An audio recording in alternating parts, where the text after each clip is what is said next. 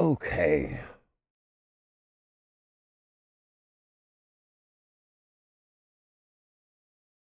Okay. All right, people, I'm here, man. Let's get down to business today. So my YouTube channel is going to stay gaming. Period. That's just how it's going to be. I scared the shit out of you, so I scared the shit out of myself. Um, I don't got stuff to drink. What the hell did I just do here? Uh, with my medical issues, I decided, and it's something that's been keeping me doing content for a while now. It's the fact that, like, let me tell you, growing up, life was pretty freaking simple, man. You know what I'm saying? I don't understand how we are when we are now. But where we are now is just fucking ridiculous. I don't care about the language. I'm just sick of it all. And I go online and I see some of the most ridiculous political commentators that literally do nothing of any substance. No substance at all. It's always like they put these freaking headlines of oh, we got them this time, or we do. No, it's all bullshit. It's all bullshit. I'm sick of somebody just not getting out there and just being honest, man. Look, America's fucked up. America's fucked up. So I made a new channel, and I don't know what I would call myself. I mean, I'm not like some far lefty, you know. I'm just some dude. I'm some dude that just thinks people deserve an honest living, who deserve Medicaid, who deserve to be able to afford to live, who deserve not to have their Social Security they pay in their whole life being fucked with, their taxes going to stuff that actually helps the damn country, like the future of our kids. This is it. It's simple, freaking simple life. So I'm gonna get into all this stuff in the future. I got a link. It's called the Dark Dem Podcast, and this is what we need to do. And if you guys are interested in this stuff, and you guys are tired of the freaking stupid headlines and stupid bullshit, then sub to me. Here's the link. I will give you guys the link. Like I said, I'm not giving up on my YouTube games. I still love doing the games, but if I don't get this off my chest and do something separate on top of my games, it's just going to keep me from doing anything. So, if you guys are on my YouTube channel, I've got a link. It's got its own Discord. It's got its own channel. I will pin it inside because I'm keeping everything separate. I'm keeping the politics out of my gaming community. I am keeping everything separate. So we'll get into everything because we need to understand how we got to this point, and no one ever talks about it. We need to get into that today, and that's what I'm going to do. We're going to start from the fucking beginning. It starts in the 80s, and I will explain to you exactly what's happening behind the scenes, what people really need to know. And these are all facts. None of this is blown out of proportion. None of this is taken out of context. This is literally what's been happening. So let me get you guys the thing. We're going to start here. Unfortunately, this channel is ineligible for any kind of monetization until I reach at least 1,000 subs. So, and I've got some plans. If anybody wants to donate, I got donate links because I got to try to make as much money as possible if I make any of this work. It's just how life's going to have to be, I guess. Let me post this inside my Twitch. Because unfortunately, when I'm hopping into this stuff, it's literally going to. I've been working with some programmers, and I got some stuff going on. I'll explain it all to you as we get farther on today. I think you guys will all be happy with it. Let me paste that. Okay, this is my new YouTube channel. right here. Let me pin that in my Twitch. Let's see here until I end my stream.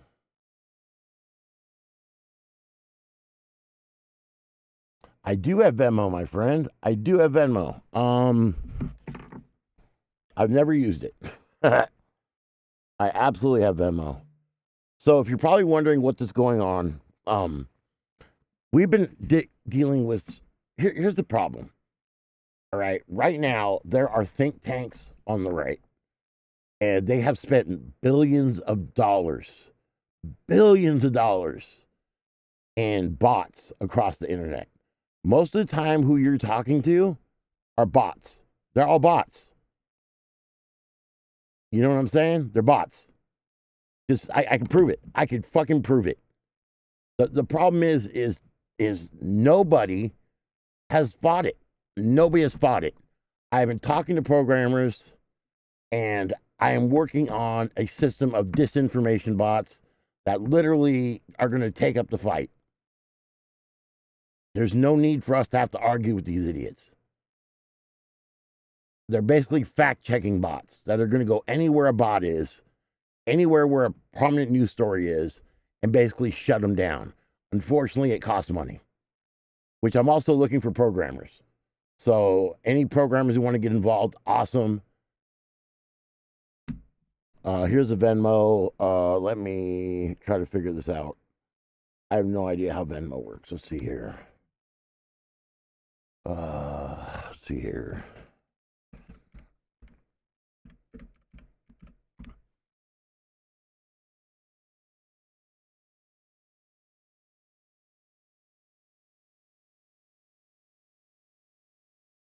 Okay. I'm logging in now. Hold on.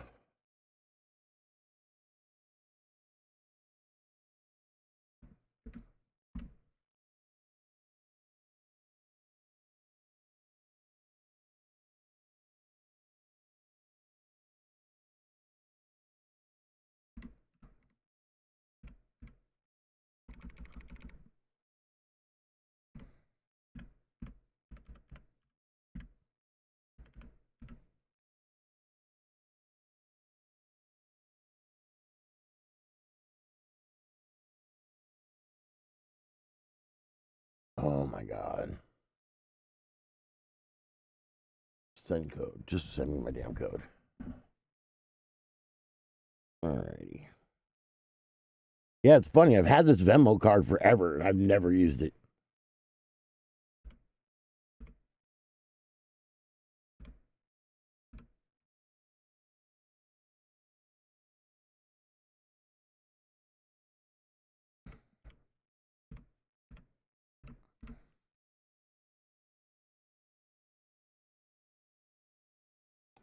Okay. Let's see here.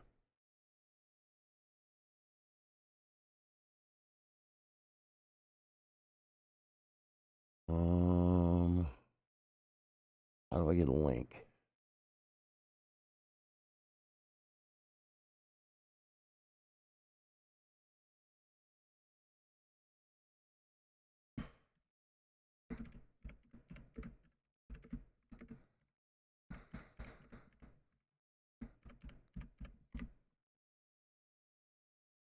The Venmo payment link. You'll need to use Venmo's payment link API.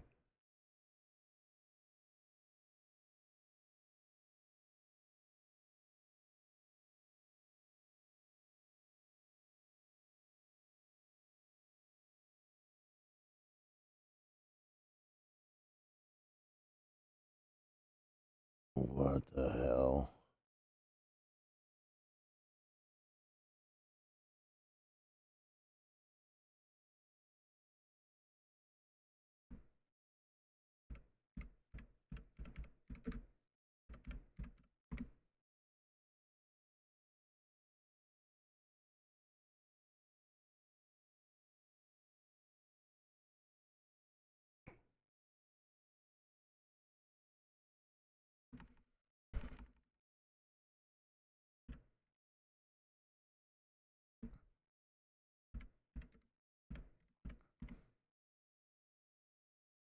Oh, here we go.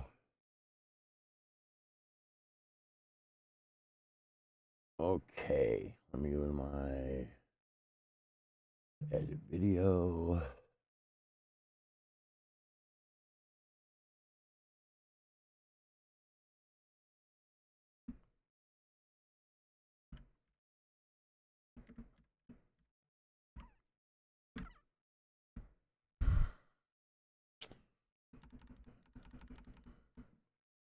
All right, so what's my username on Venmo? Really, that's my username?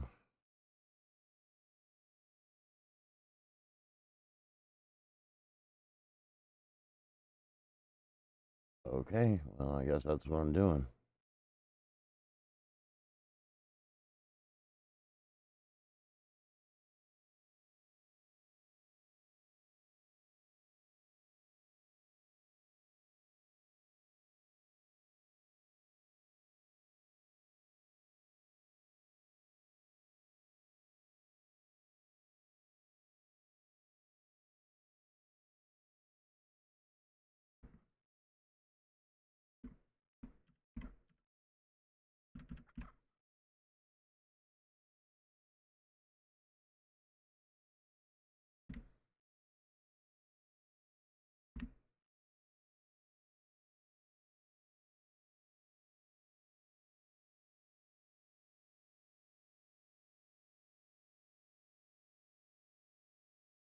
Okay, here we go.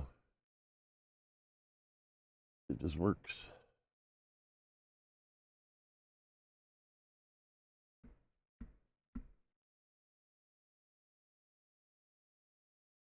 And save.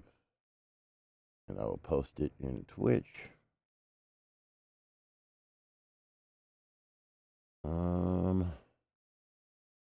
Then we can get the show on the road. Yeah, right? It wouldn't let me do that. I tried. That's what I got. Yeah, so here's the deal. I mean, we have a serious problem in this country right now, and it's huge, and it's absolutely huge. When fascism becomes normalized, we have an issue. We have an issue. We have a serious issue, and that's what's happening. When you see people cheering, I mean, do you guys realize that people were shooting at protesters yesterday? Did you guys know that was happening? Did you guys know that Trump was arresting vets protesting because of optics? Did you guys know about that? He didn't want any vets being shown protesting him on camera yesterday, so they were absolutely rounding him up. Did you guys know that? I mean, we have a serious problem. When a public official says they're going into California and they're going to it's insane to me right now. Like, I've been to California. These are not riots. You got a few people that did some stupid crap, right? That doesn't make it a riot, especially but the news only wants to loop the same crap over and over again. You know what I mean? And it's becoming absolutely just ridiculous. And nothing's going to change. Nothing's going to change because he sits there oblivious to what he does. And there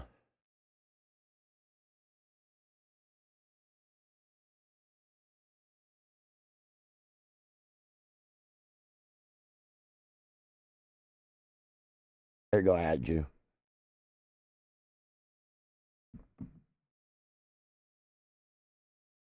No, don't worry about it. Just make sure you guys sub to my Dark Temps. Oh, by the way, in my Discord, by the way, my new Discord, I have the best bots ever made. I wrote some coding for some bots yesterday. Let me show you guys. I think you guys will enjoy this.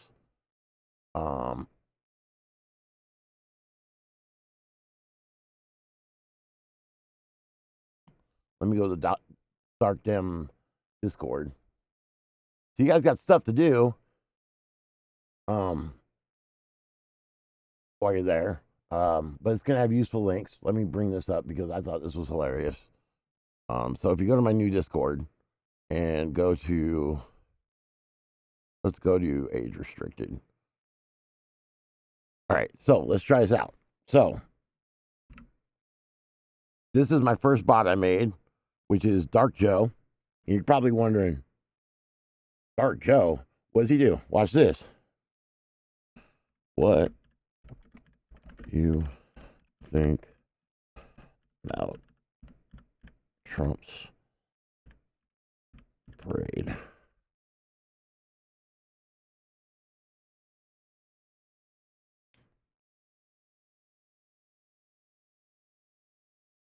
Hey, Froggy Man, Dark Joe here. Honestly, that Trump parade was likely watching a clown car driving down Main Street. I mean, he doesn't love a good circus. But seriously, it just showed how out of touch he is with the struggles of everyday Americans. If you ask me, we should have been investing in infrastructure and education instead of throwing him a big old ego party. But don't worry. You're thinking, well, we can't, it's unfair. Why not have a Trump? Oh, I put a Trump. Watch this.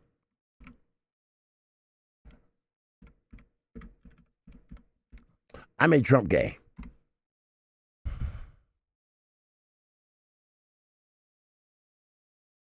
I'm doing amazing.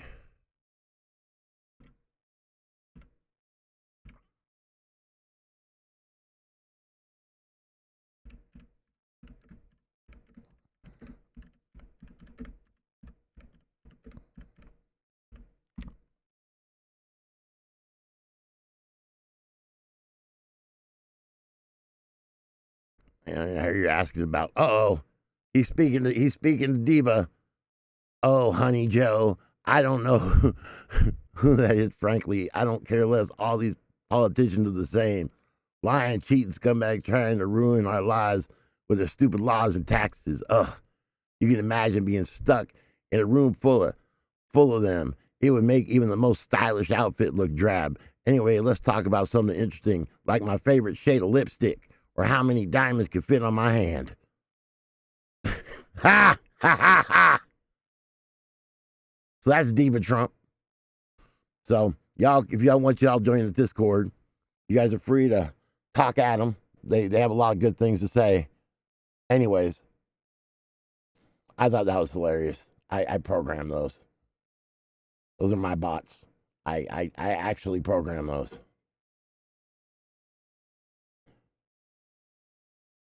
So the deal is this. I will, sir. I will. It'll all go to a good cause. Yeah. Right now, I'm trying to fund these programmers. I can't do my games, which I want to do the games. The games are a positive thing. You know, I love doing the servers. I love having the families there. I have to do something else because I start watching people like Asmongold, which is, dude, completely unhinged. Hassan Piker, which is also completely unhinged. And it's making this divide that I mean, look, if Trump wins with 33% of the votes, something's broken, right?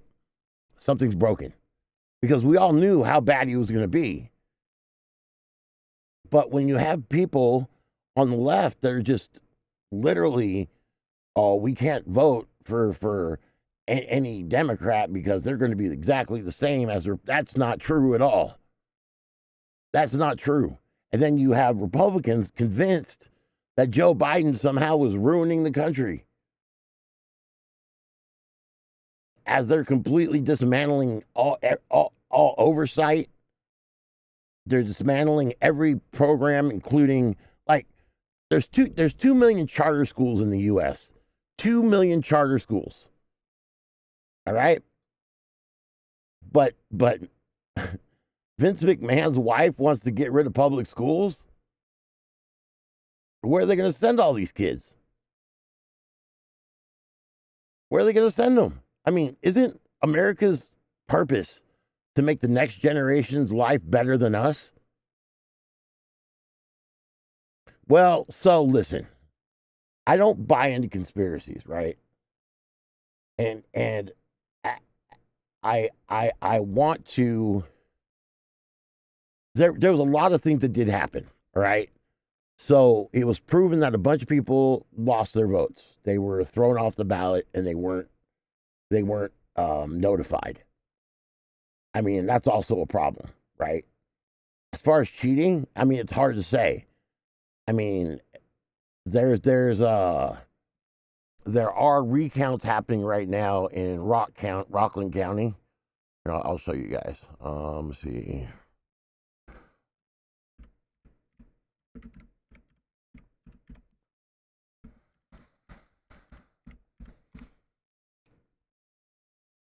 So right here.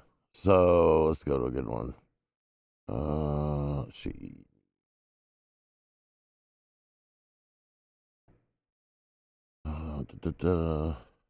Here we go. I'll come pick you up. I got you.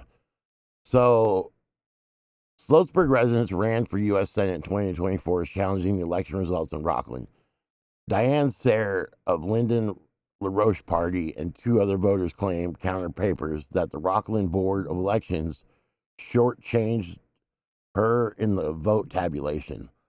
Although so-called discrepancies won't change the outcome, they fall under the principle of election integrity, according to a watchdog group filled with legal action. The legal action filled by smart legislation also questions some of the votes totals, specifically in Ramapo districts where Hasidic Jews traditionally vote in large numbers as a block for specific candidates and shut out the candidates. Rockland attorneys and election officials dispute the claims in a legal action filed December 24th. We have full faith that the Board of Elections conducted a free and fair election. She said that the county election of offices has no operational oversight over the Board of Elections, referring to further questions of the state. The lawsuit seeks vote recount. Justice Rachel Tanguay has ordered both sides to conduct discovery into the evidence and take testimony. The lawsuit seeks a hand recount of the thousands of votes for president and U.S. Senate races in November, according to the group. The next scheduled court session is September 22nd. There's clear evidence that the Senate results are incorrect, and there are statistically indications that the presidential results are highly unlikely, said Lulu Freistat, founder of the executive director of Smart Legislation. If the results are incorrect, it is a violation of the constitutional rights of each person who voted in the 2024 Rockland County general election. Says the best way to determine if the results are correct is to examine the paper ballots in full, public, transparent, and recount all presidential and Senate ballots in Rockland County. We believe it's vitally important, especially in the current environment, to be absolutely confident about the results in the election. All right, so that's where we're at with that. She said what's being contested are a handful of votes and statistic claims about the votes in president in Rockland County and the legislation. Sworn voters' affidavit reveal missing ballots. The lawsuit claims complaints claim more voters have sworn they voted for Sarah than the votes counted by the certified by the Board of Elections. For example, Rockland District 39, 9 voters signed sworn statements saying they voted for Sarah for Senate. The Board of Elections recorded 5 votes. According to legislation action in District 62, 5 voters said they voted for Sarah, while the Board of Elections recorded 3 votes. A group of analysts in Rockland cited what's called drop-off irregularities. A drop-off is a measure of difference, in this case, for example, between the president candidate and a major down-ballot candidate in the same party. Smart Legislation offered analysis by Max Bonament, PhD, professor of physics and astronomy at the University of Alabama and author of textbook.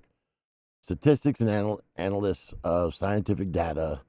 This data would require extreme sociological or political cause for their explanation and would benefit for further assurances to their fidelity.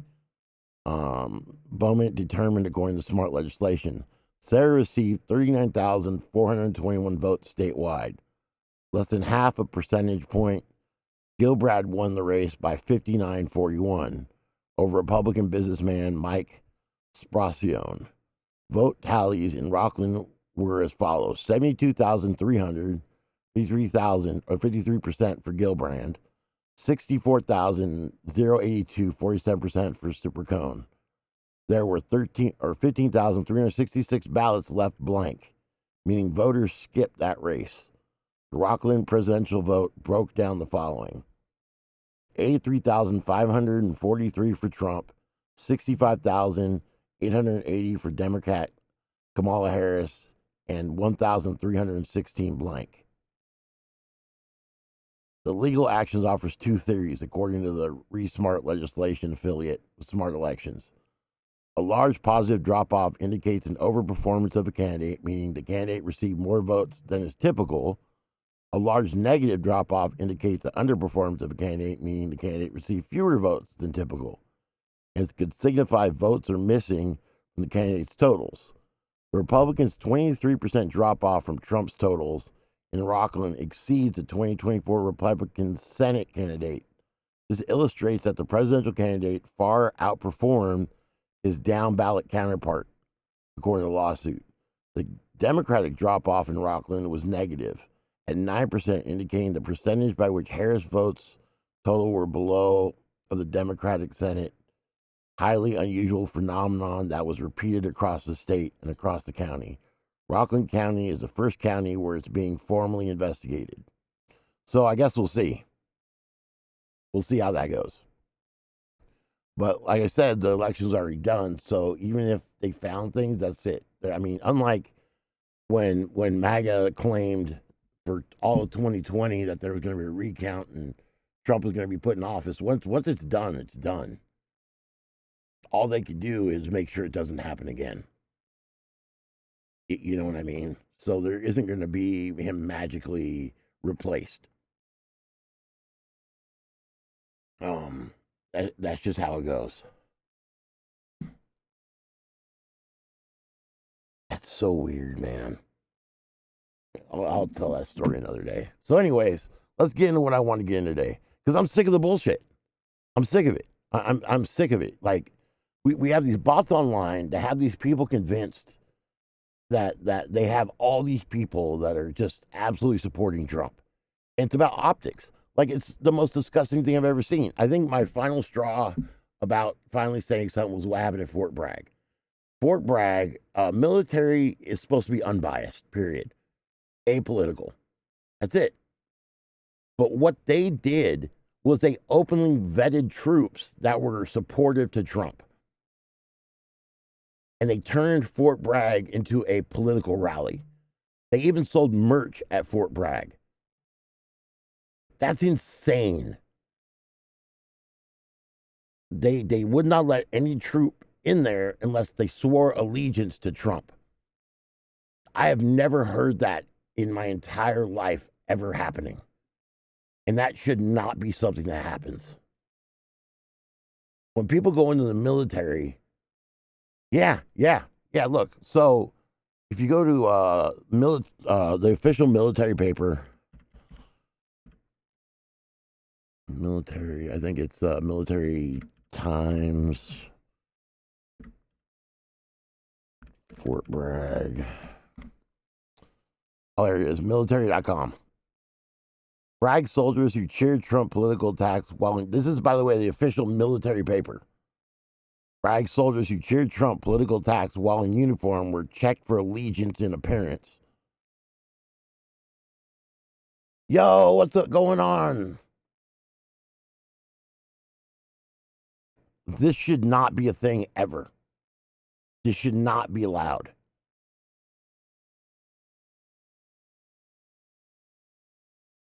You know, Trump's speeches to the military should be inspirational, not attacking their enemies, right? Yeah, no, it's not okay. That's the thing. It's not okay.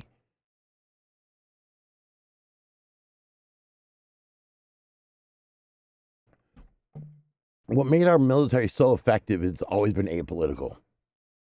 It's always been about the people and the Constitution. Every speech that's ever been in front of military has always been about the future and America not about attacking Biden, who's dying of cancer, or whatever Trump's grievances are from the last election. You know what I mean? And not getting military to sign allegiance to him. The military is not there as his personal bodyguards. That's not what they're used for. And the crazy thing is, just all of it, like the whole Doge thing was ridiculous because they didn't save any money. It cost us more than what we saved. And all they did was fire oversight. They went in there and stripped all these programs of oversight. They took away our soft power around the world. What made America great was the fact that we had influence all around the world.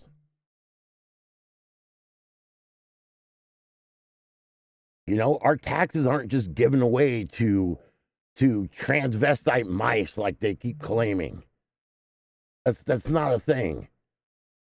These weird talking points and this angriness is not something that should be in America.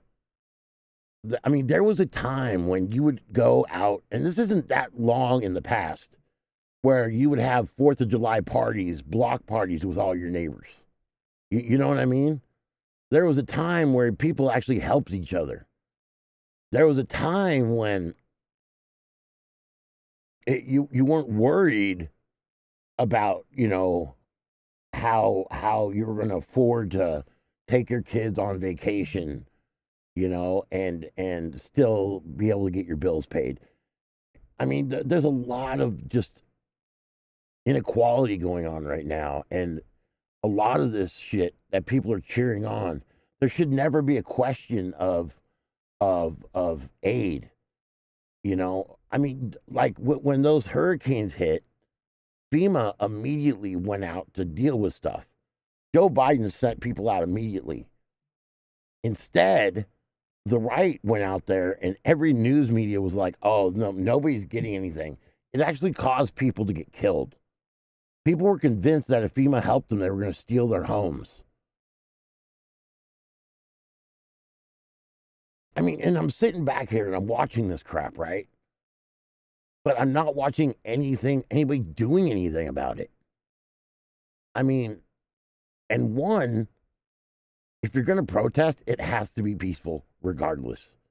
You can't feed into the clips that Fox News wants to use and the right wing uses on TikTok.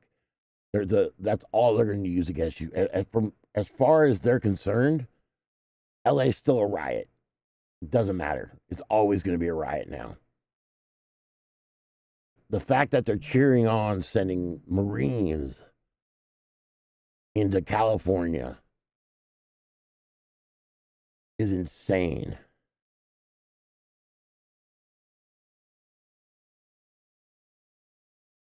I mean, the last time we had National Guard in there was when the governor of California needed help over the Rodney King riots.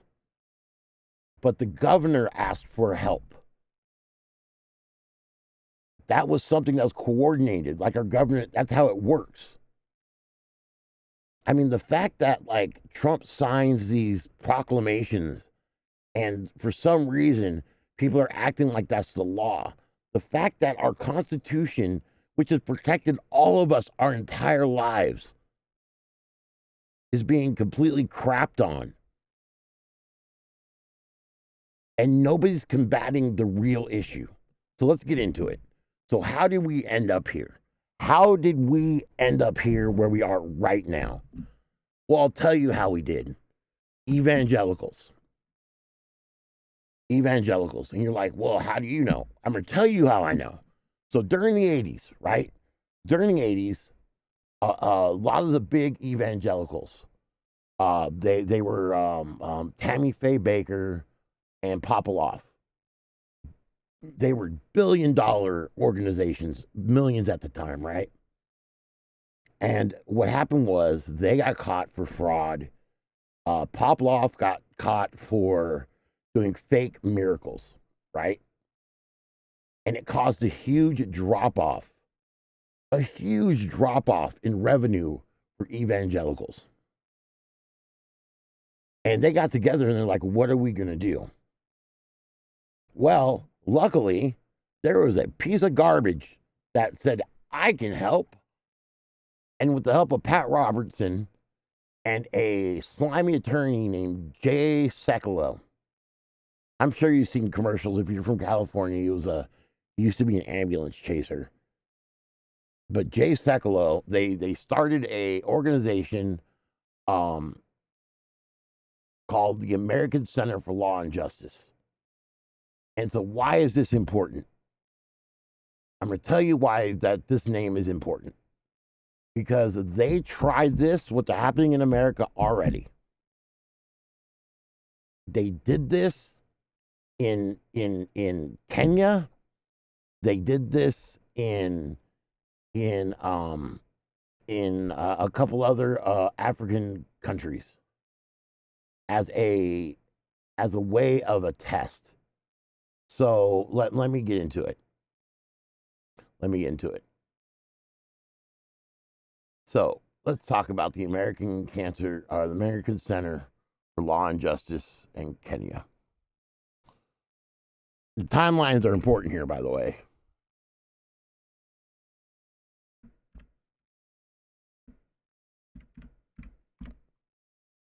Because this all connects. This all connects to what's happening today.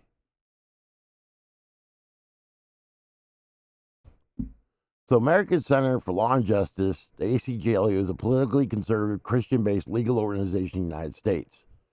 Its headquarters in Washington, D.C., associated with Regent University School of Law in Virginia Beach. The ACLJ was founded in 1990 by law school graduate, evangelical minister Pat Robertson. We all know who he is. With the state mandate to protect religious and constitutional freedoms. ACJL generally pursues constitutional issues and conservative Christian ideas in the courts of law. We'll get to that. We will get to that.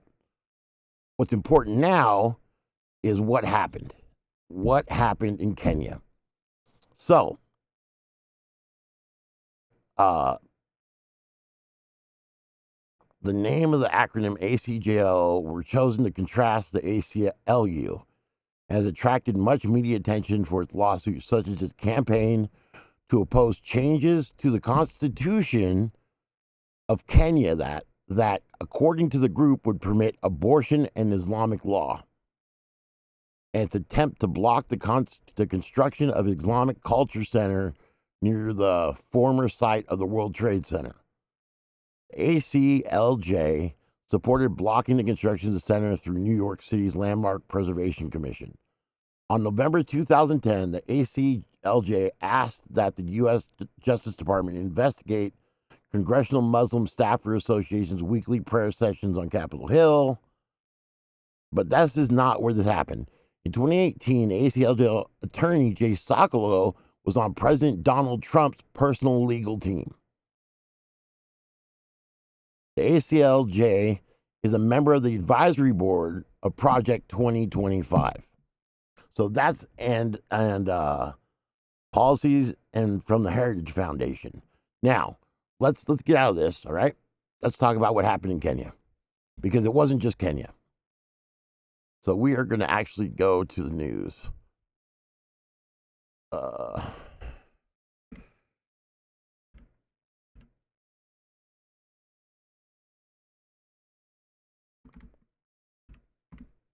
Because I found this pretty interesting when I looked into it. So one, they opened up this.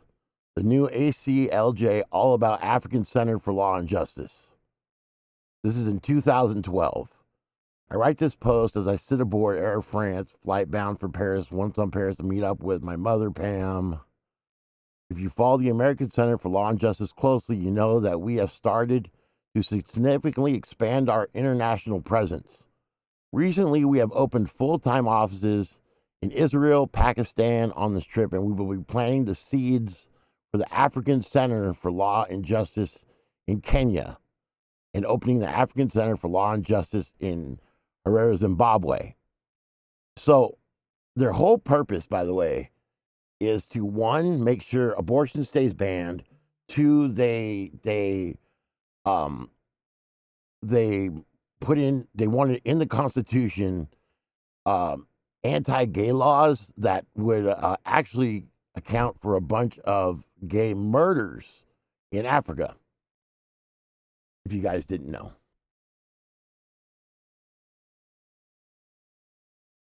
Hi.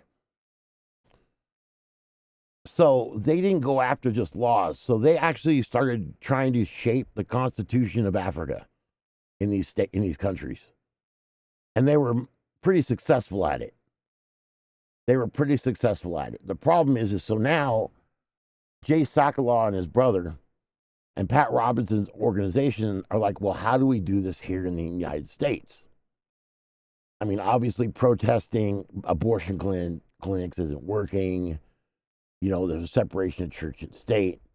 So what they started doing was they teamed up with the Heritage Foundation and the Federalist Society. And if you're not familiar with the Federalist Society is where a lot of these Supreme Court justices are part of. It's where our last Attorney General under Biden was. He was a Federalist. So the Federalist Society is all throughout our government. They're everywhere. They're everywhere. Now, what's the significance of having these guys involved? Well, so they basically sold their soul to the devil and their organization so they can get laws in their favor put inside the reshaping of America. So if you want to talk about dark government, they're not some clandestine, a bunch of rich billionaires like you think. They're actually a bunch of evangelical attorneys whose sole purpose is to challenge the law. And so they have been quietly look, let me tell you, let's get to their organization real quick. Let's hear what they brag about. So if you actually click on their website, they will talk about all the amazing things that they do. And also why Israel is also so important. So evangelicals believe that when the end time comes, the Jews will go first and realize that Jesus came, and they will be the first to go to heaven. The Jews to them are a sacrifice, and Israel is their sacrificial land. The evangelicals don't care about anything else. That is why Israel is so protected. Just so you guys know. It's not about Zionism, because the definition of Zionism is just Jews that believe that they deserve their own place to live. That's it. There's nothing crazy about it. But evangelicals need Israel, and they need the Jews, which is insane. So now, let's talk about why they're important and what have they done. So let's get into this.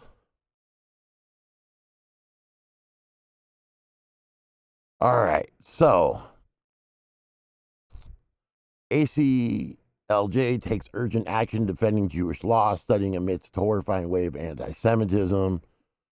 Our client experience reveals a calculated pattern of exclusion and imitation that no American student should ever face. We're not even going to care about that.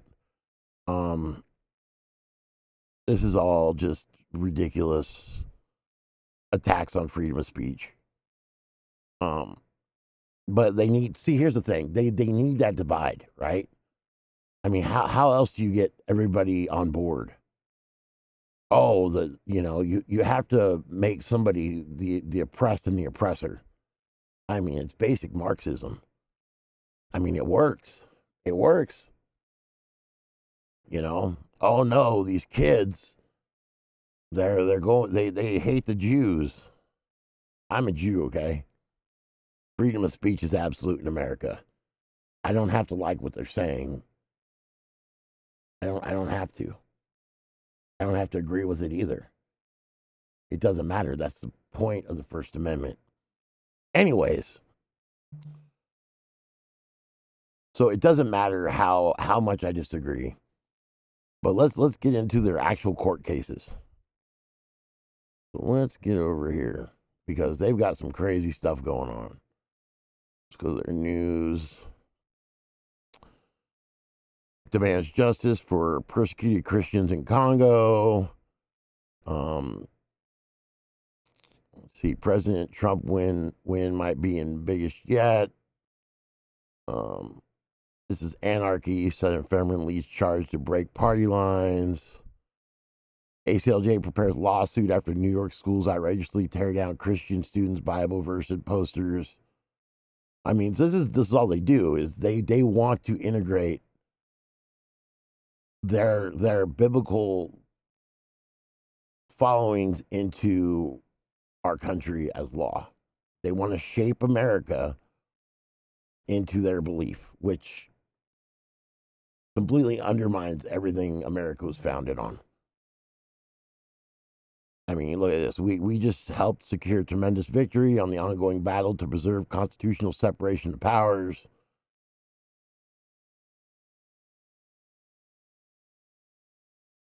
I mean, so they act like they're winning stuff, but it's actually not in our favor. We just helped secure tremendous victory on ongoing battle to preserve constitutional separation of powers. Federal court just agreed with the ACLJ's argument that our amicus brief dismisses the Democratic Party's political motivation attempt to constrain President Trump's constitutional authority over the executive branch. I mean, they're the ones that are fighting to give Trump total control. See, here's the thing. They don't have anybody as polarizing as Trump in their organization. So none of this would work. So they need Trump as much as Trump needs them. Unfortunately, they also can't really control Trump. Trump's insane. But people follow him.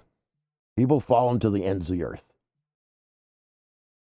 And so this is something I don't think they understand what they're doing. I think to get their way, these people don't seem to understand what's going to happen once they give Trump full control. Because Trump has no allegiance to anybody. And even though they think that they might be getting these laws in their favor to do what they want behind the scenes, I don't think they understand how dangerous Trump actually is.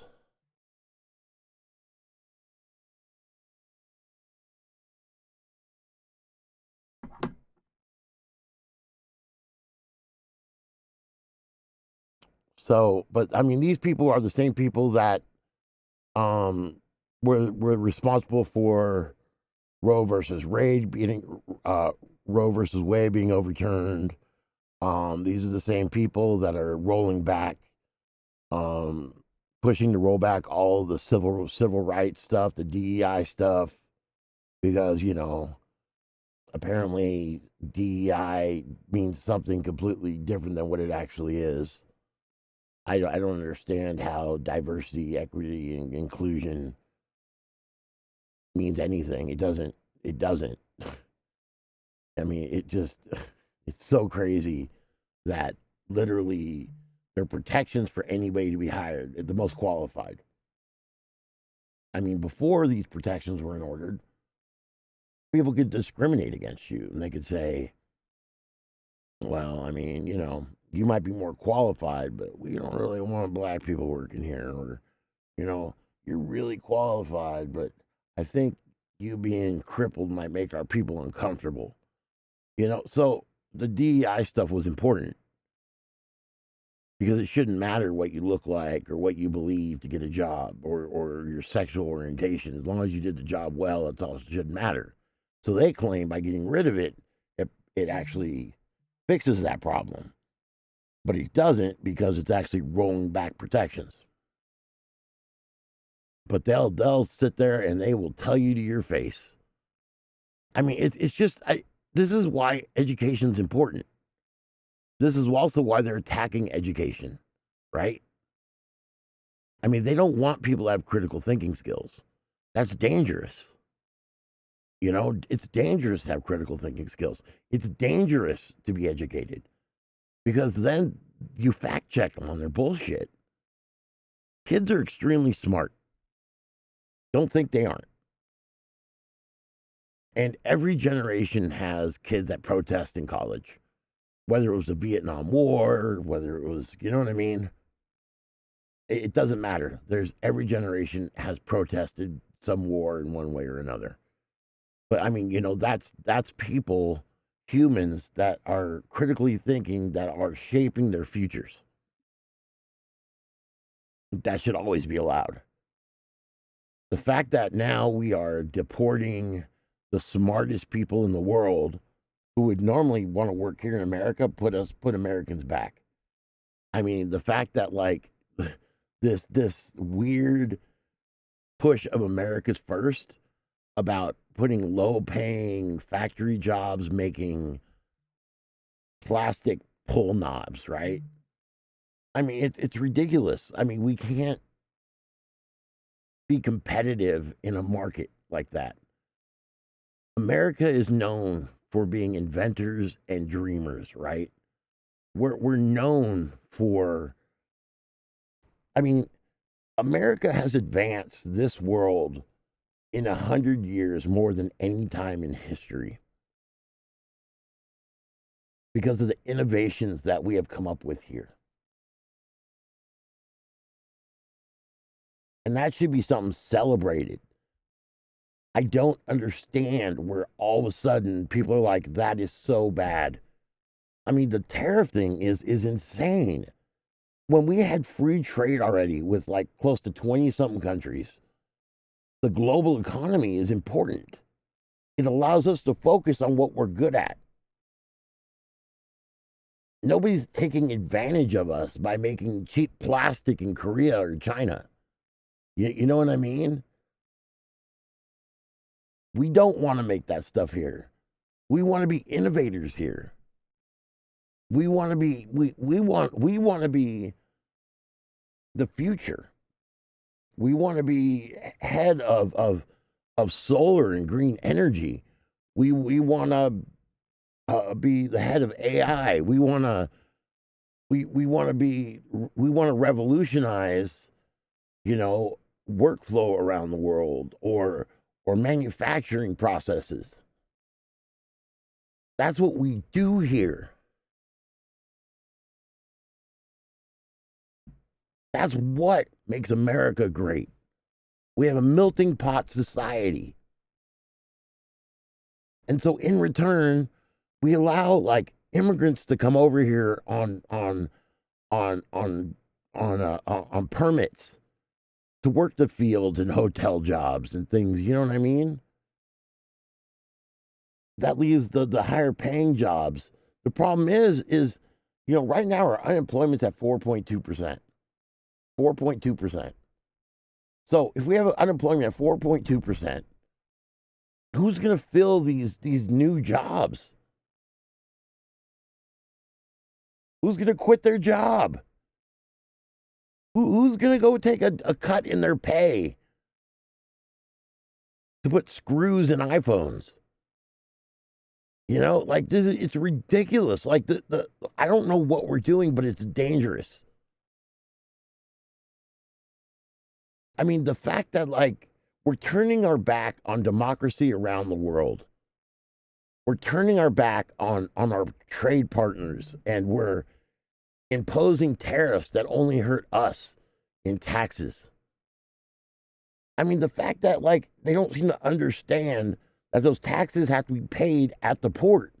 Port authorities' one job is to collect tariffs, not the outer tax agency that Trump wants to make.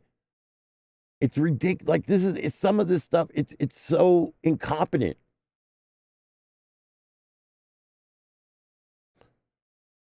And now we have a company, and now Trump just hired Planeteer to make a database on all Americans. Why is that necessary?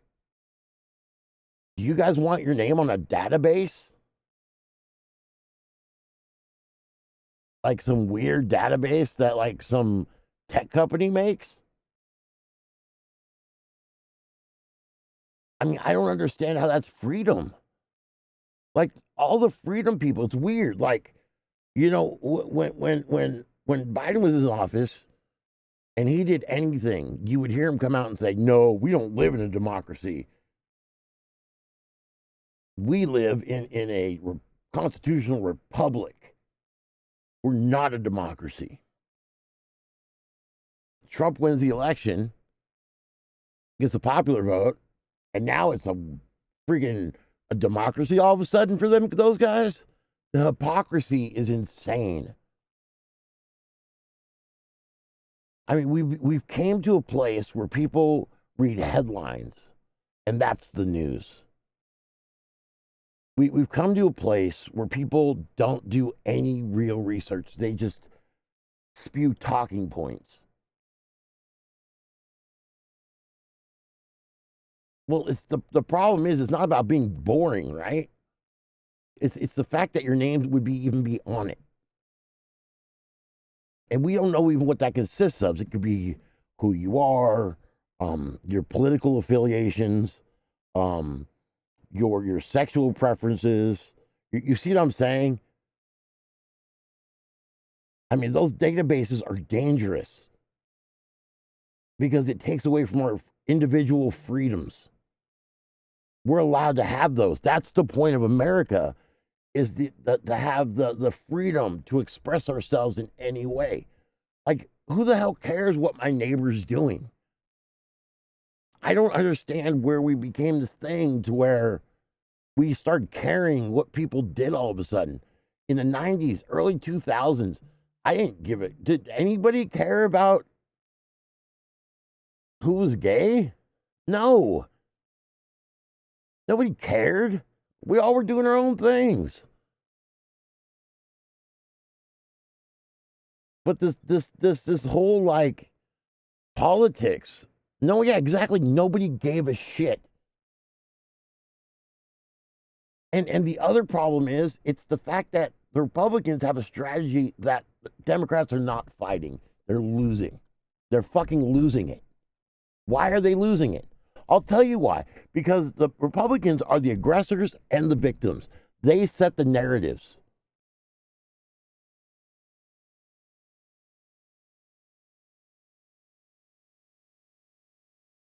That's it.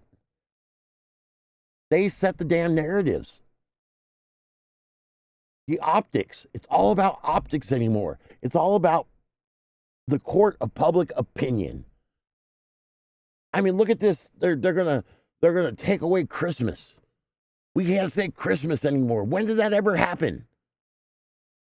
In what timeline did people weren't allowed to say Merry Christmas? When did that happen? Because a private company decided not to put Merry Christmas on their cups anymore?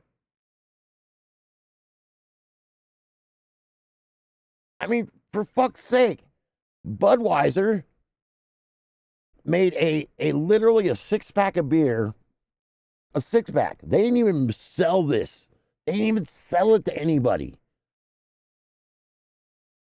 They they made a 6-pack of beer with a transgender uh,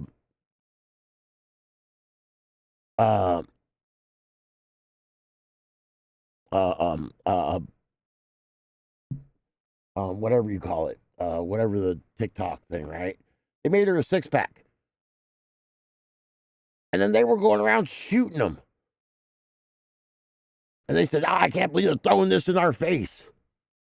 Can't believe they're forcing this on. Where? Where are they forcing this on you? You brought it up. I have never had a gay dude knock at my door and hand me a pamphlet explaining to me why I need to be gay.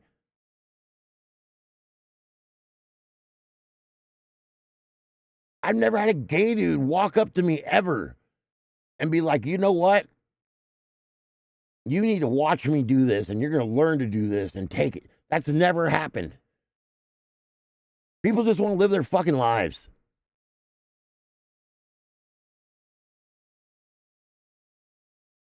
It never happens.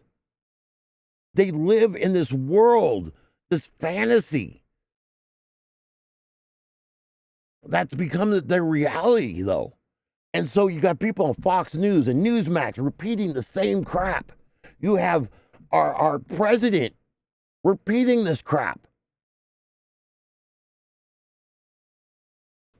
I mean, how is Joe Biden the head of a crime family, completely incompetent and sleeping all the time? Which one was he?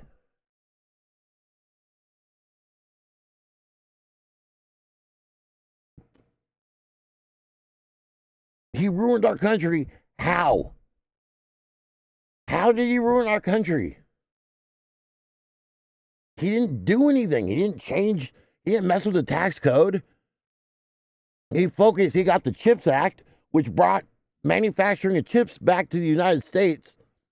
A huge win. He passed the infrastructure bill, which we needed, which put thousands of people in jobs repairing our broken roads and repairing our internet and repairing our power grid, which Trump stopped. Doge came in there and started canceling out the contracts to save money.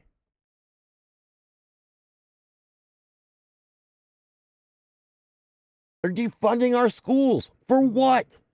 Oh, we want to leave it to the states. The states have always controlled the curriculum.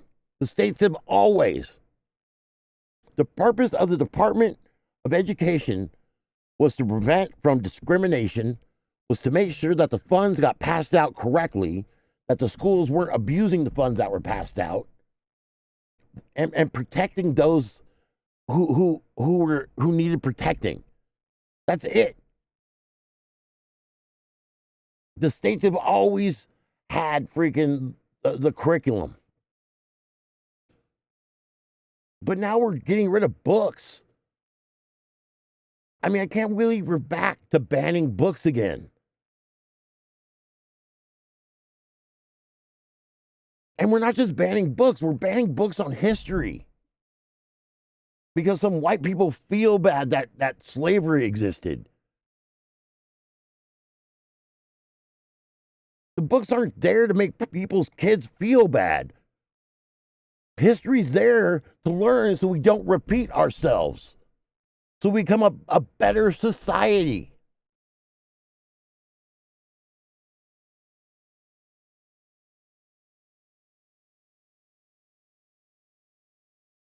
I mean, I don't understand what happened to education from what I got to what's happening now. I don't understand what's happening.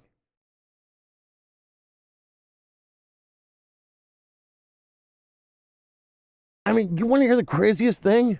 Look at this. This is real. This is real. This actually is a real thing. The Heritage Foundation, the architects of Project 2025, right? They're the ones who pushed the 2020 election fraud. Okay? The Heritage Foundation.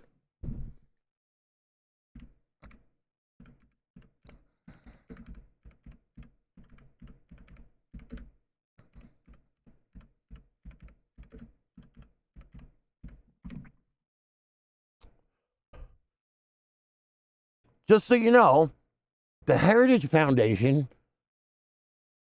has a election fraud database. A database.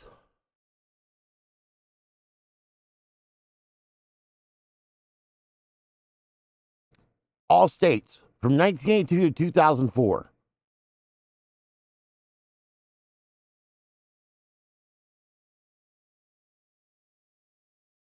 There it is. There's the database. So we'll do all states, all cases, all categories. Search 1,584 cases of election fraud since 1984.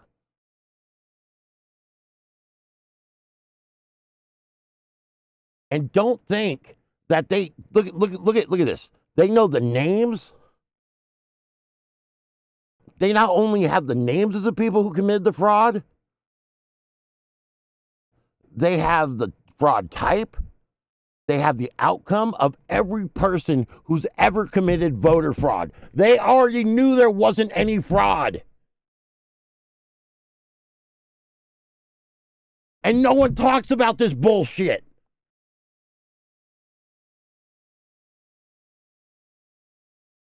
They have every name of every person in every state. Pick a state.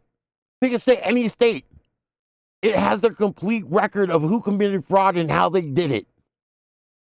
1,584 since 1982. They know it's not illegals. They know there's not mass voter fraud. And this is done by the Heritage Foundation. These guys joined the fight for America's future. The right-wing conservative people that conducted 2025. These are the same people Trump hired in his White House who claim election fraud. Already know the answers. The media's never brought this up.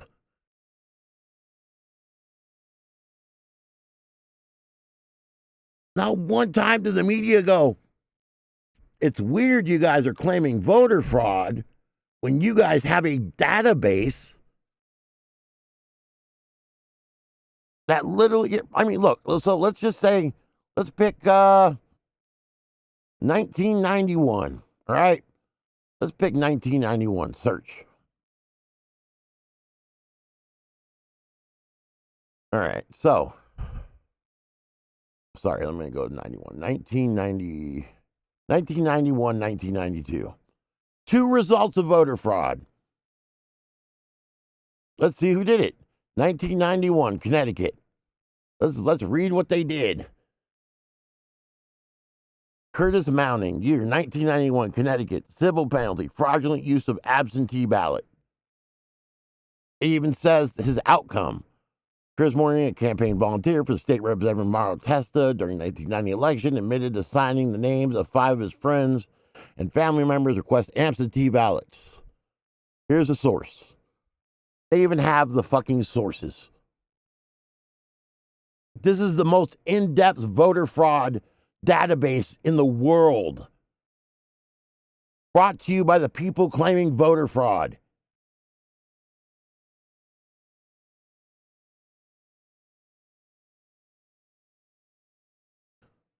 But you can't tell MAGA that. You show them this list, they'll say, I made it up. That this doesn't exist. I mean, it's not like they hide who they are. Every day, the Heritage Foundation is building America where freedom, opportunity, prosperity, and civil society flourish. Oh, yeah? Is that what they're doing? Heritage policy priority, restoring America's promise.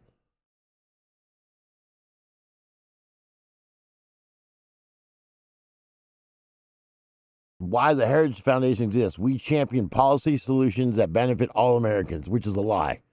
Which is a lie. They don't. They don't. They're a $1 billion think tank. A white Christian nationalist think tank that works with, who I showed you before, the attorneys of the JCUL. They're trying to change the Constitution. Who made being gay a constitutional amendment in Kenya, right?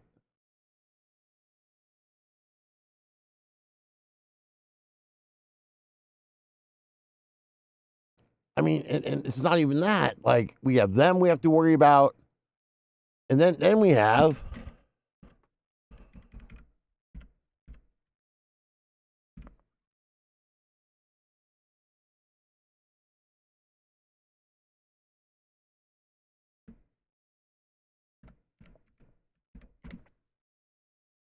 the Federalist Society.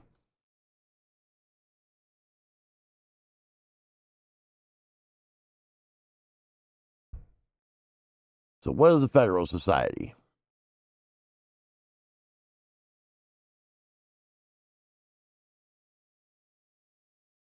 Let's get deep dive into these guys.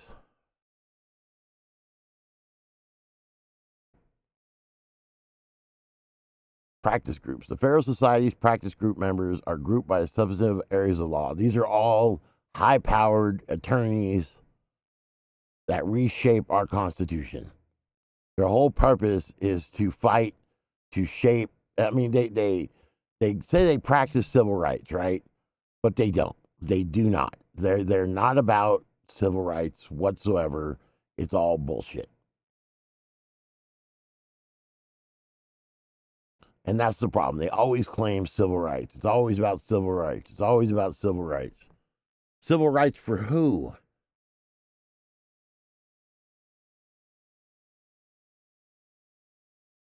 I mean, listen to this. Listen to this crap. A constitutional crisis narrowly averted. The Biden-Harris CFPB digital payment rule threatens constitutional balance. So what's the CFPB's digital payment rule that threatens constitutional balance? Oh, let's look that up. Biden-Harris CFPB. I don't want to read it from them. Let's read what this was so horrible. Oh, here it is. CFPB finalized rule on federal oversight of popular digital payment apps to protect personal data, reduce fraud, and stop illegal debanking. Oh no. They were going to do a freaking a law that protected us. Almost a constitutional crisis, guys. Crisis averted. So if you don't know what illegal debanking is, it's when a company like PayPal, and let's say you've got $10,000 in your PayPal account, right? PayPal decides, I think you broke terms of service. We're now keeping that money.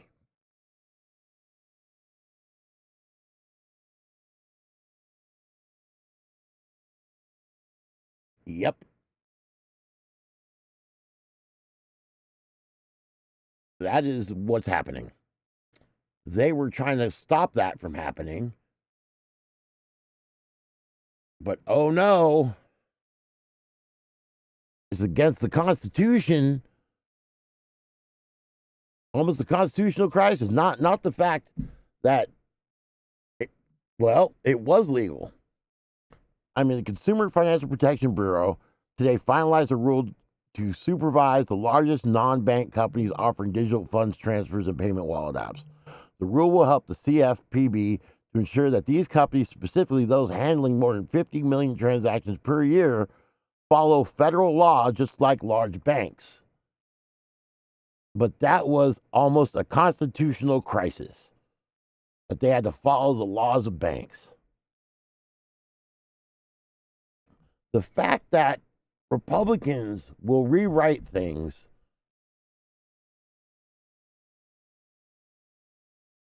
as they're so hurtful to the average Americans.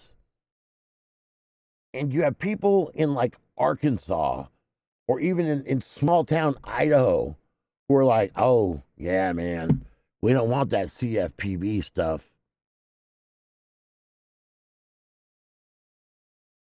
God forbid. Because all that's going to do is that hurts us. These are people that don't even use Cash App. You know what I mean? I mean, the at the end of the day,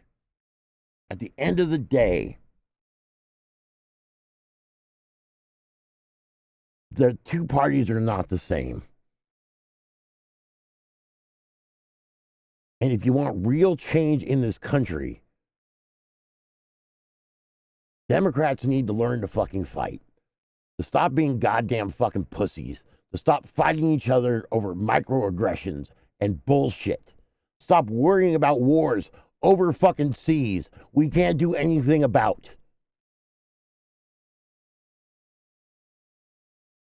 Change won't happen if the administration won't listen to you. Change won't happen if you expect it to happen overnight. Change takes time. Meaningful change takes time.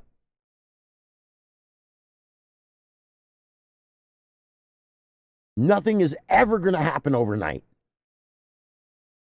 I mean, I heard shit like, oh, Biden was a failure. He didn't get all those student loans. Well, he got blocked because he only had the presidency. He didn't get the freaking Senate. They blocked him. So he had to go back to using another program that was part of the Department of Education, and it grossly handcuffed his ability to forgive student loans. But for people, that wasn't enough. That wasn't enough.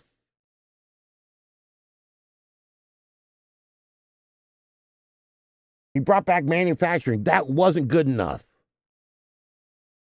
You know, it's crazy. The nitpicking people on the left do to each other. The right wins because they all vote together no matter what. They win because they put their differences aside and they vote.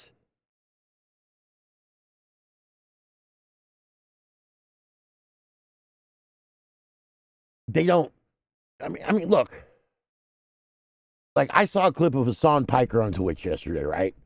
Where he was saying, oh, if you elected Kamala Harris, the same stuff would be going on in Iran.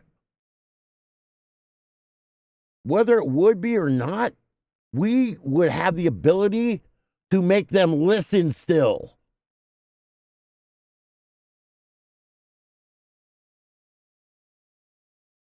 You don't cut off your nose to spite your fucking face.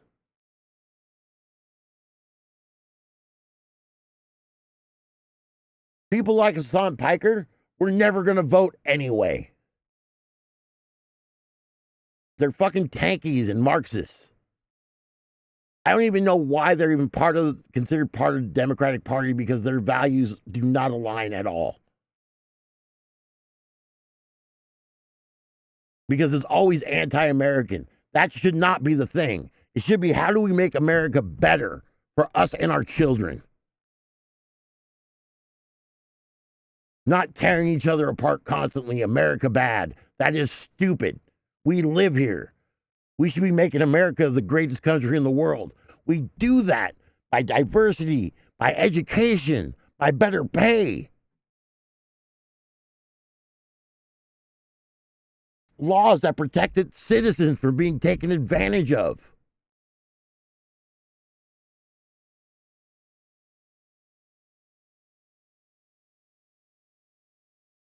I'm just so fucking pissed that we're at this point. I'm so fucking pissed because I sat here quietly watching this shit fucking happen. And watching these brain dead gopher fucking turds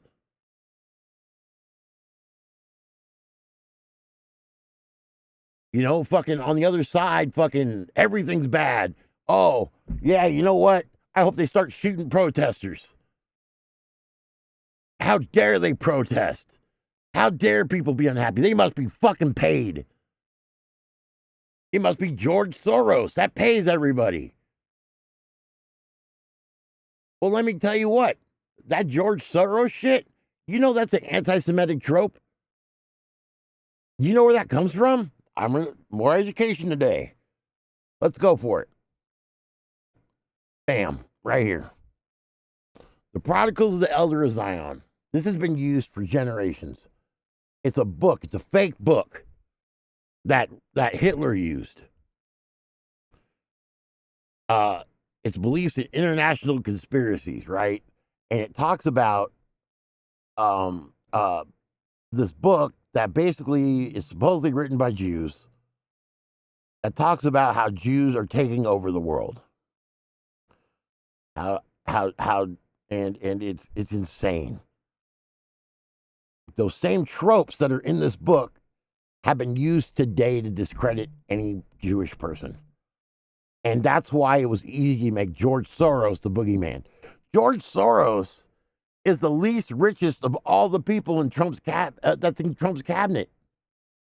George Soros doesn't spend millions to fund friggin' protests. He's an old man that really just kind of, you know what it was?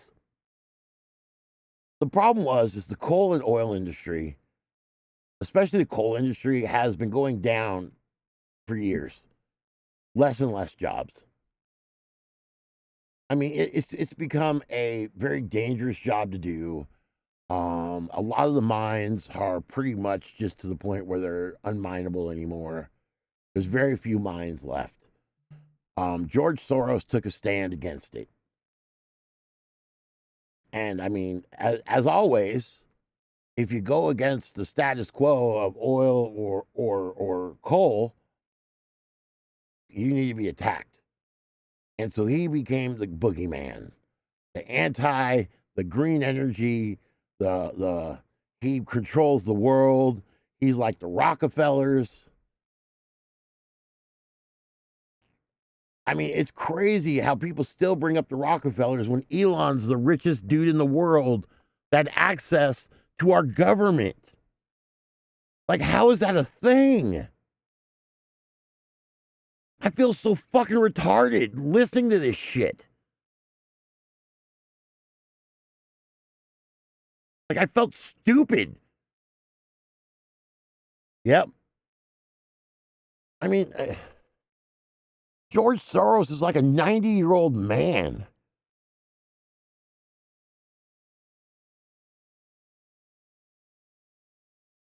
I mean, and there's a whole thing. If you guys want to read about, I don't want to get into the history of the Protocols of the Elders of Zion, but you guys should all read it and understand where all these tropes come from today about Jews being these loan sharks and running entertainment and running the world and banking, and it all comes from this. It's bullshit. Anyways, I mean, in reality,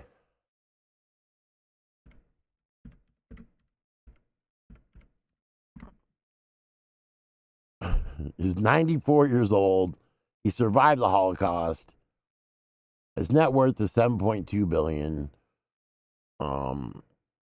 He spends most of his money in other countries. Here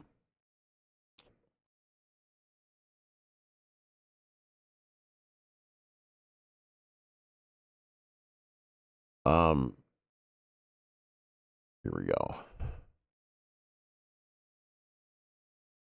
He's a philanthropist who survived the Holocaust.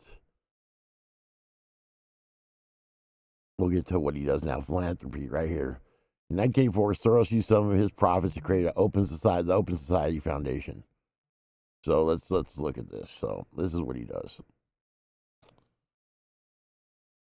Open Society Foundation. Open Society Foundation works to build vibrant and inclusive democracies whose governments are accountable to their people.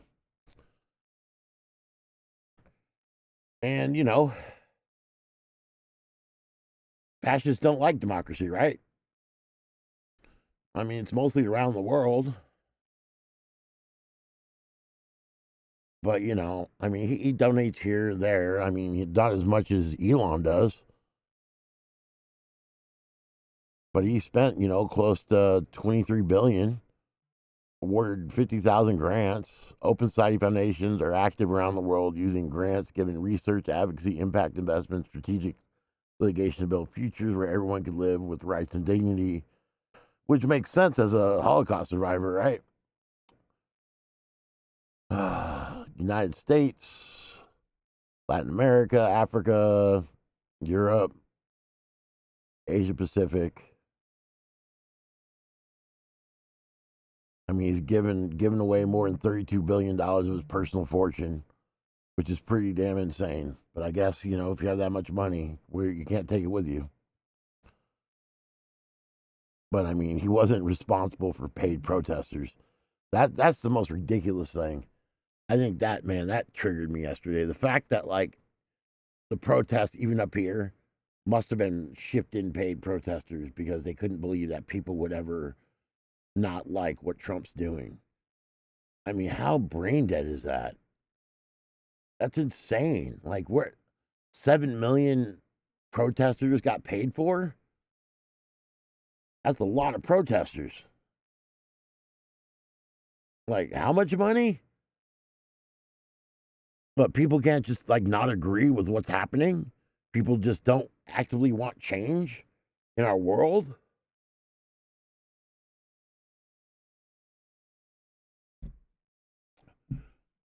Anyways,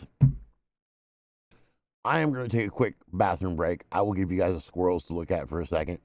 We will go over some of the crap that's happened yesterday, and we will talk about it. Let me find the squirrels. Oh, look at they're sleeping. Let's do something nice. Let's look at the squirrels for a second.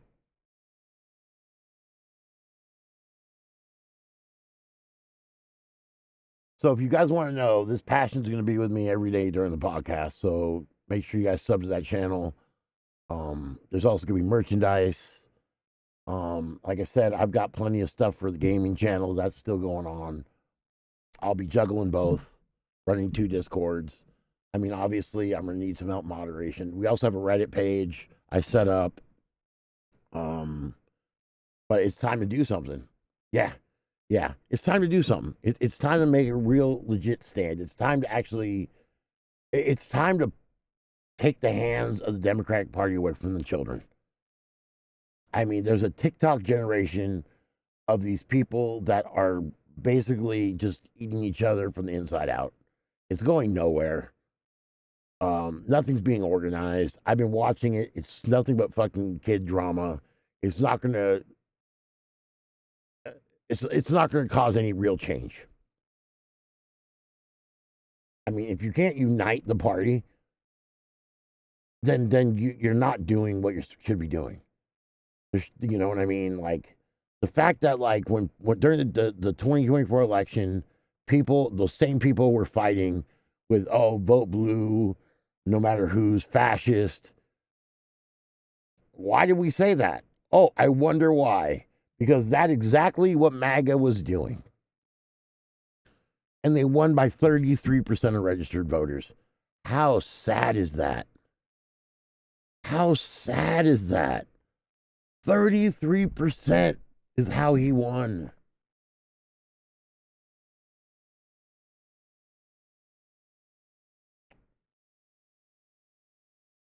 You know, and it's all messaging.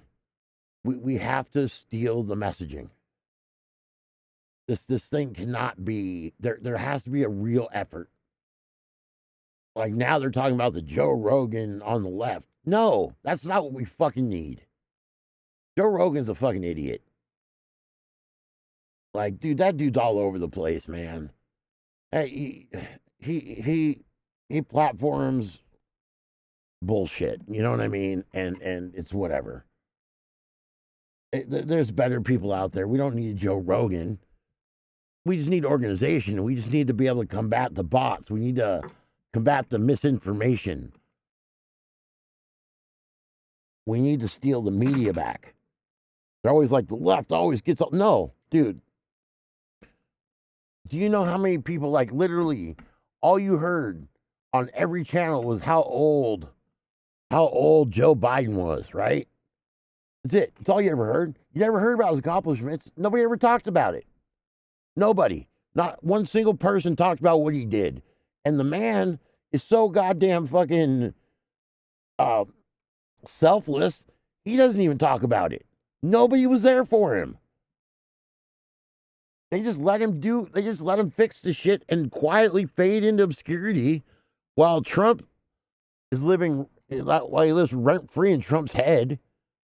Oh my God, he lives rent-free in Trump's head. Jesus Christ, every fucking speech. Oh, you know, we're going to go and, what was the question? Oh, the economy. Yeah, you know, if it wasn't for failed Joe Biden allowing 12 million illegals in the country. So one, if they're illegal, how do you know how many? They're illegal. They weren't counted. Where does this magic number keep coming from? If there's so many illegals, why are you taking legal farm workers? Why do you have to go hang out at courthouses? Why are you going to Home Depot? Why are you going to warehouses where there's people been working here with American children that were born on this soil who are now 20 years old? Their parents are being taken away, all while still trying to get their immigration status while having a permit to be here.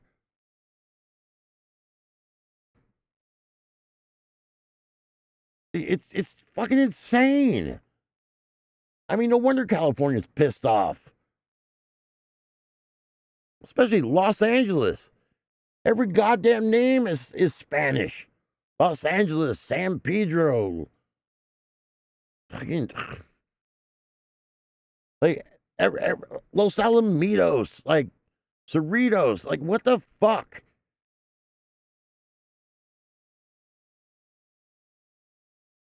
Portugal. Like, I don't understand. I don't. No wonder people are upset down there. I'd be upset too. Start taking hardworking people. Like they were, dude, there's video of them going to like strawberry fields, chasing migrant workers through the damn strawberry fields or just picking strawberries. And then Trump's dumbass comes up on TV. Oh, you know, it's hurting the farmers and the hotel workers and the work. It's like, nah, really? Well, I mean, maybe you shouldn't tell them to just grab everybody, huh? Maybe you shouldn't have them just run in there and just willy-nilly waiting for everybody. I mean, what people don't realize about when Obama and Biden imported people, immigration did research, right? They were literally targeting illegal immigrants. They didn't have these flashy raids where they were just grabbing people off the streets. I mean, what people don't realize, you live in California, do you know there's 36 secondary checkpoints throughout California within 100 miles of the border? It's been like that for years, since I was a kid. Don't think California doesn't look for illegal immigrants coming in. That's why they have the secondary borders. I mean, you have to realize there's a lot of freaking desert that these people have to cross. I don't know, man. It's just so freaking stupid and politicized. I mean, if you want immigration fixed, then you make a bipartisan bill that fixes the real issue, which would be the actual policies. The policies. You need to have more immigration judges, better vetting. You have to hire more people, so people aren't waiting 9 years to get their immigration status, right? I mean, you have to fix the problem. You have to fix the policy. Rounding random people up and shipping them isn't doing anything. And the fact that we're shipping people that we don't even know who they are to friggin' a crazy max security prison in Venezuela is insane. The only time in history that's ever happened was during Nazi Germany. The concentration camps weren't in Germany. They were in Poland. They were everywhere else. Jews were being shipped out of country to concentration camps. We can't do that here. We're not a fascist country. We fought fascism.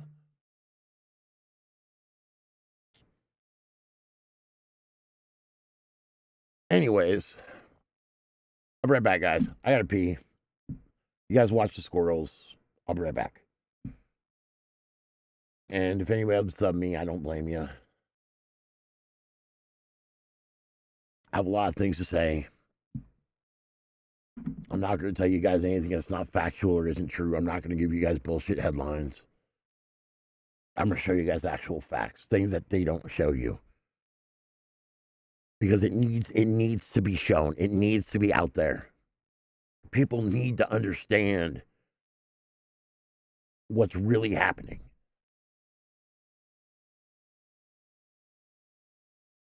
Hey, if you get some subs, man, it ain't going to hurt my feelings. Oh, I got dressed today? Yeah,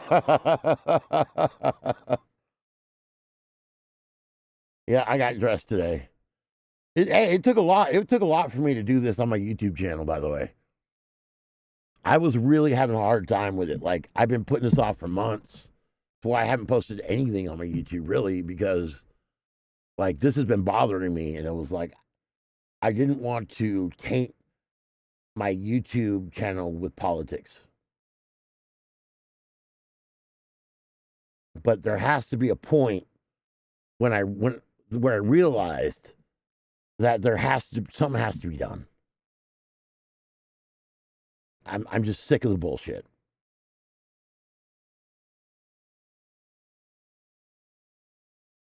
Oh my God, Yurden gave out 10 community subs and I didn't even know it. I didn't even see that. He like snuck that shit in and I didn't even see it. I don't even see anybody talking to me from YouTube anymore. Do I even have anybody from YouTube left on here? They all like leave.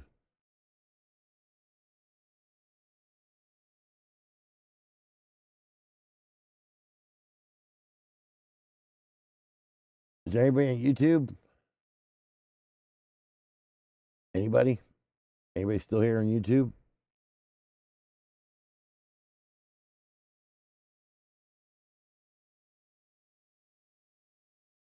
Damn.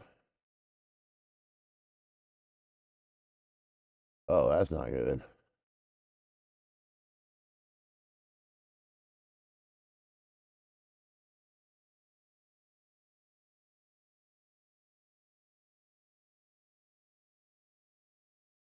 That's not good at all. Oh, that's not good.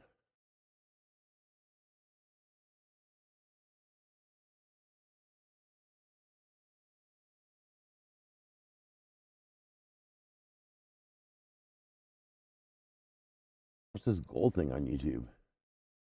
Super chat, 10 chats. Let's go on some goals, man. I didn't know I had some goals. Let's start that shit. Let's get some super chats and things going on YouTube. Oh my God. Nobody's on YouTube. Holy crap. That's hardcore. That makes me sad. Well, it could have been worse, I guess. I honestly.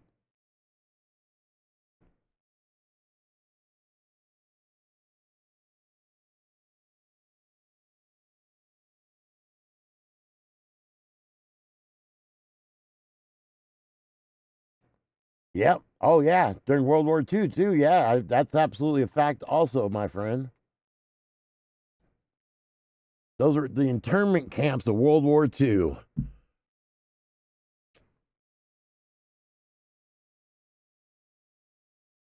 I mean, the thing is this is not the country we are. We should be learning from our history, right?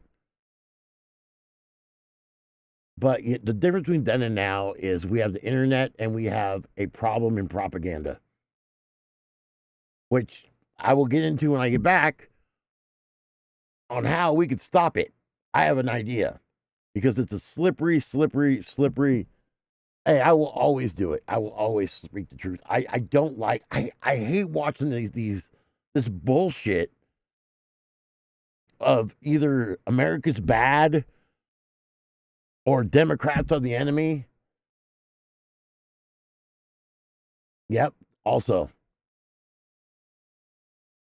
you're absolutely right, my friend. All right, I'm gonna go to the restroom. I'll be right back. You guys look at the squirrels. Let me go to the bathroom. We will talk more when I get back.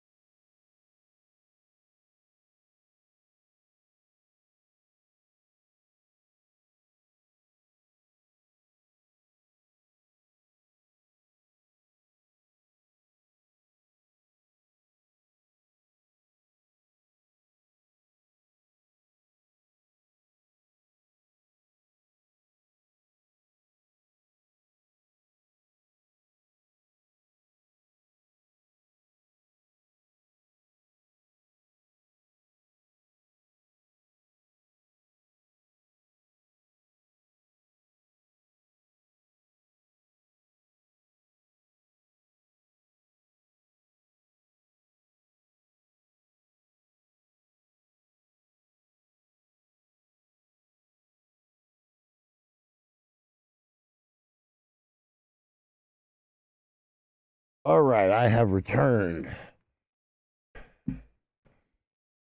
Unfortunately, as far as history, oh, thank you for the bits. Holy, I mean, I'm just seeing this stuff, man. You guys, I don't know why it's just now popping up. You guys are amazing. Okay. Let's see here.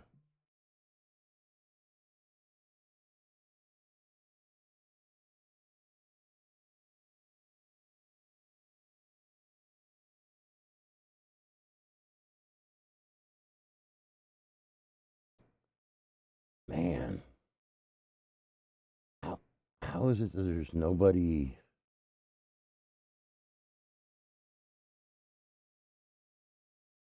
Hold on here, I'm checking something out. There's one viewer on my YouTube channel. Huh. Man, that didn't go as planned.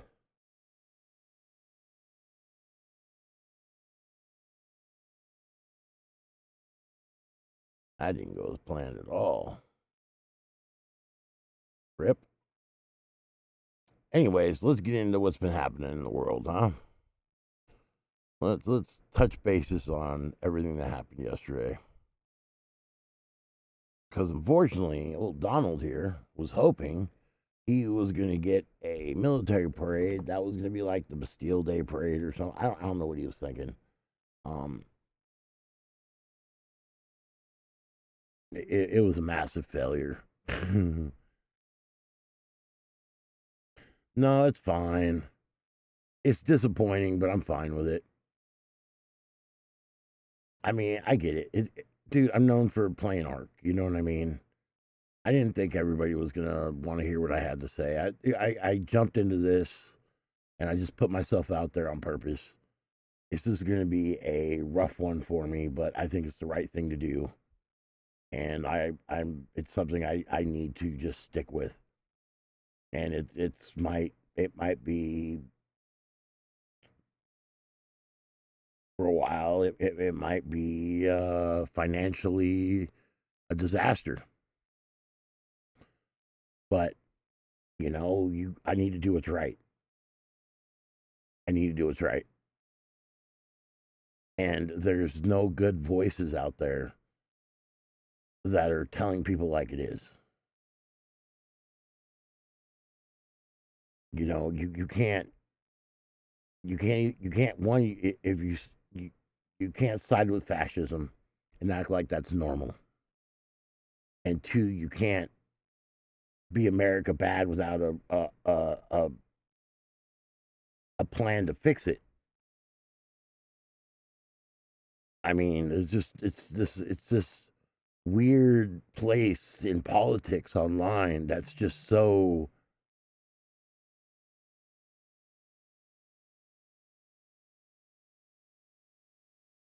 You just stream on mute. I have something I gotta do. No, do what you gotta do. It's all right. I just think that it's dangerous. It's a dangerous thing for us, especially right now with the way things are. I mean, it's dangerous because if you don't have a solution, then what are you doing? I mean, you got two of the biggest streamers of politics on Twitch, and neither one of them have a solution. One of them's like fascism go, and the other one's like terrorists and America bad. Like none of it fixes America. None of it fixes America. I mean, that's where we all live, right? I mean, that's the country we need to fix.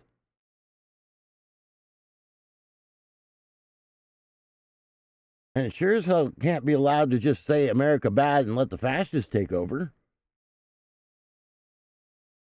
Like, look at there's got to be common sense here. I mean, there's got to be something grounded in fucking reality. You know, you can't help others if you can't help yourself. I mean, that's common sense.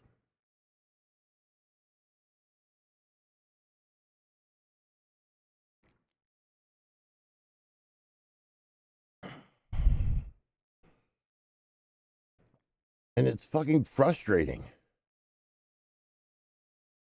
I mean, you know, while Hassan screaming America's bad, they're same thing with freaking the Young Turks. Like, what are they doing? When Biden was president, they should have been coming up with plans on how they want things to get better. They should have been saying, "Hey, this is our president." Instead of shitting on him, we had a party in office that would have listened. But if all you want to do is just complain, nothing's going to get solved. And you can't expect things to happen right now. Real change takes time. If you want term limits or money out of politics, it takes time. If you want universally free college, that takes time. You have to elect the right people. But you can't elect people that are trying to take your rights away from even voting. I mean, how is that going to benefit you? How is that the whole thing about Israel and Palestine? How is electing Trump going to help your cause? It won't. Until you get people here that will listen, who have empathy to what you're saying,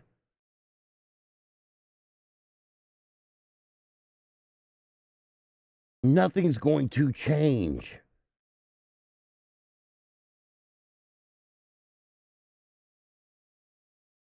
But you have to elect the people in office that won't take your rights away. It's so fucking infuriating. Let's find out what's happening. I don't even really care.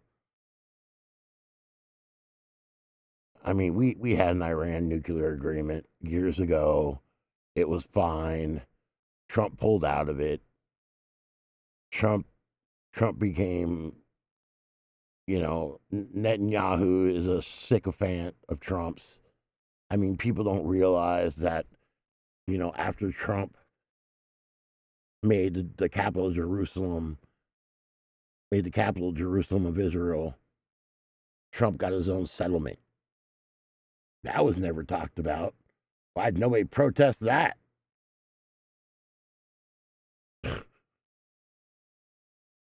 And why was that never talked about? Biden doesn't have a fucking settlement. Kamala Harris didn't have a settlement.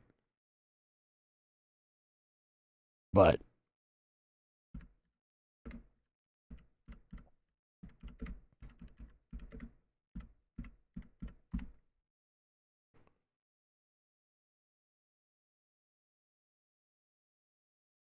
if you scroll down far enough,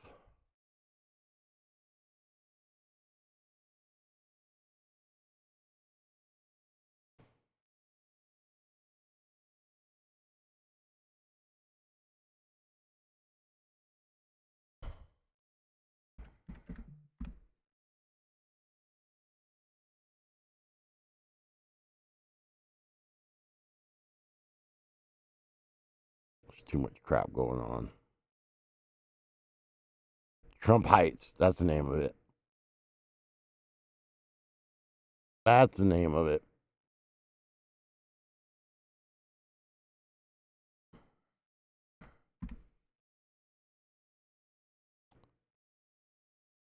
But no one ever talks about that. Welcome to Trump Heights, symbol of Trump's legacy in the Middle East policy.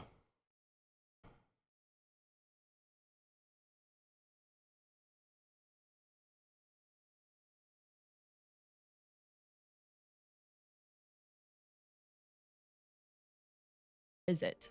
ברוכים הבאים ליישוב שלנו. בוא נעשה סיבוב.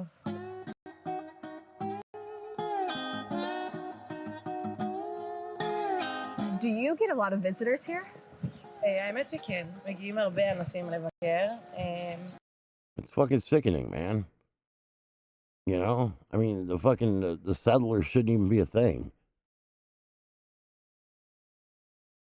You know, I mean, and the problem is it's so complex up there, and it's all yet again optics. It's optics.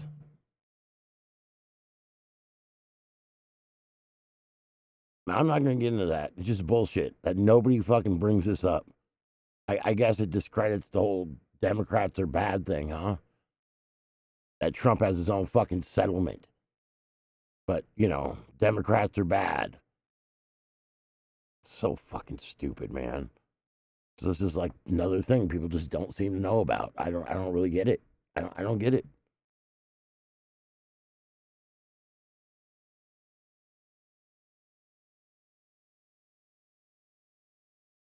I mean, it just legitimizes, you know, what Trump did was he declared Golan Heights as part of Israel and made Jerusalem the capital. No one asked him to. He basically did that, you know, for Netanyahu, who's fucking basically the Jewish version. He's not even, dude. The guy's not even technically even Jewish. He's the leader of Israel, and he's the right wing Israeli version of Trump. I mean, the dude's corrupt. He was going to jail yet again. Somehow he got voted back in office and made all his crimes go away. Go figure. Anyways, let's see what's happening on the American front. It just pisses me off. I mean, you know, it's if there was there's so much that people don't talk about because it discredits their arguments. But that shouldn't be a thing. An argument shouldn't be won because you leave out some truths. An argument should be won because truths are truths. Yeah. Well, I mean, you know the issue is with Israel, and I mean we can get into this. I don't care. I mean, the problem is there's a lot of truths and untruths that have to do with Israel, right? And one of the things that people seem to forget is after the Nakba happened, right? I mean, you got to remember when Jews were living there too at the time. These were local Jews from the area. Jews were a part of that area throughout history. There's also Jews surrounding in all the other states around their countries, right? Um, when the British gave Israel to the Jews, um, it was probably done the wrong way, right? But they didn't give them any assistance, and no one expected the Jews to actually win the war there, but they did.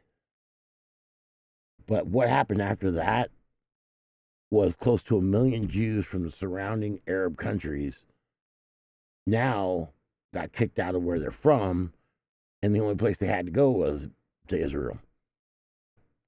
And so now you have Arab Jews and European Jews that are now kind of stuck because nobody really wants them anywhere. And then you have, and here's I feel bad. And the Palestinians have had a really shit thing given to them, right? Because they like no other country around there cares about the Palestinians until it's an election or in case it's in the news. You know what I mean?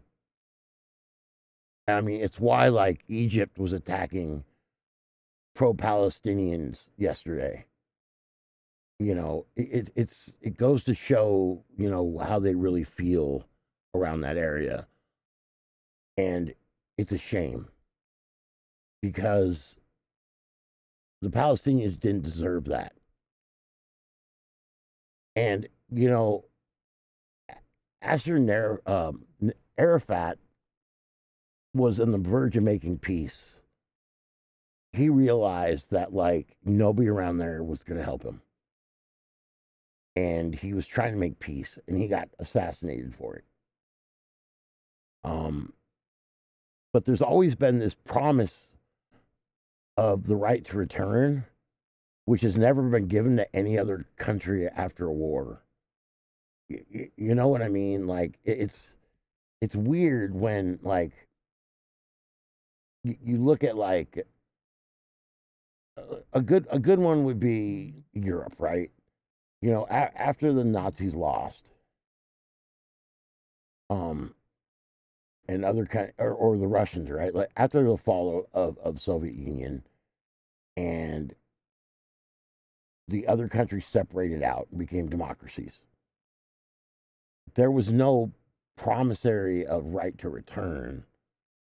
You know what I mean? Like it's a weird, it's a false sense. Like and it makes something, it makes something that's unwinnable, and it puts people at a disadvantage.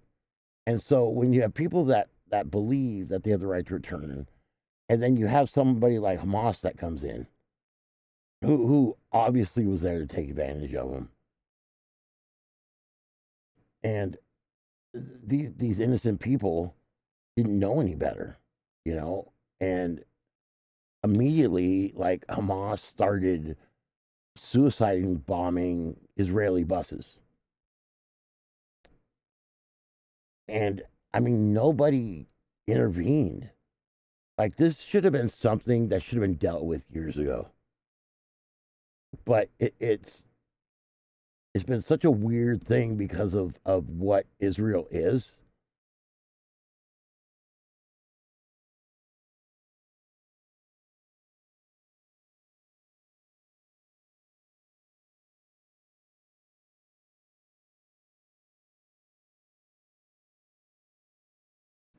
I don't know about that. I mean, I just know about what happened, right? Um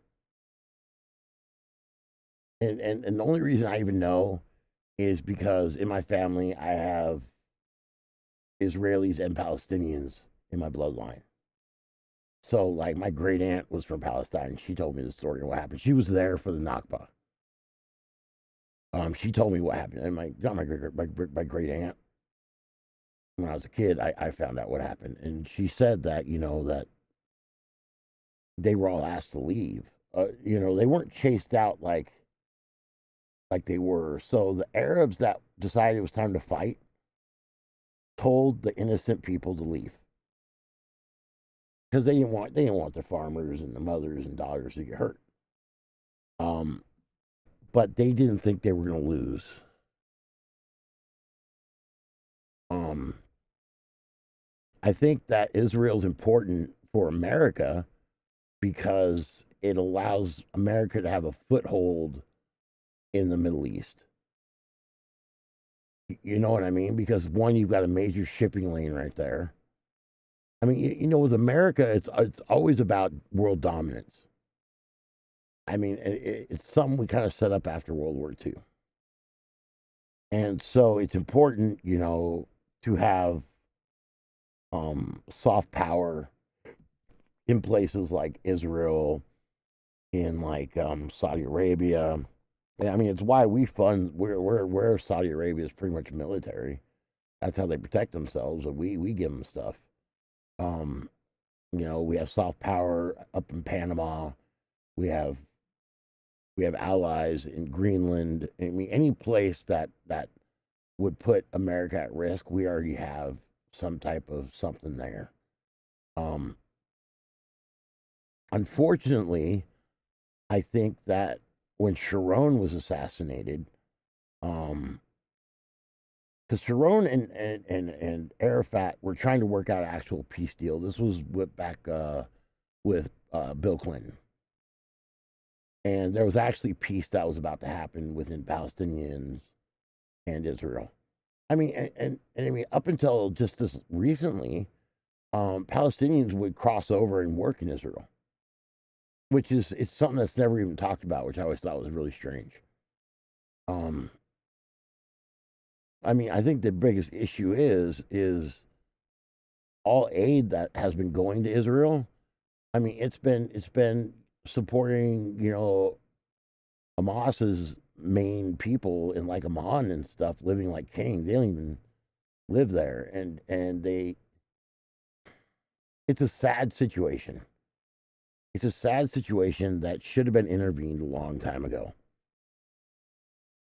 And now it's become extremely violent and complicated. And it's honestly, I think that with TikTok, it allowed a lot of disinformation to get out. You know what I mean? And the thing is, people are so passionate about it that if you say anything to what they believe, you're a Zionist, right? But if you go by history, the Arab Jews and the Palestinians both have rights to that land. I mean, you can't call Jews born in the Levant colonizers if they're from there. And it would make sense that if you made a Jewish state the size of a bottle cap surrounded by Arab nations that want to kill you, you'd want to have as many Jews there as possible, no matter where they're from. But it doesn't excuse the leadership of Israel on how they're handling things right now. You know what I mean? There should have been a effort to,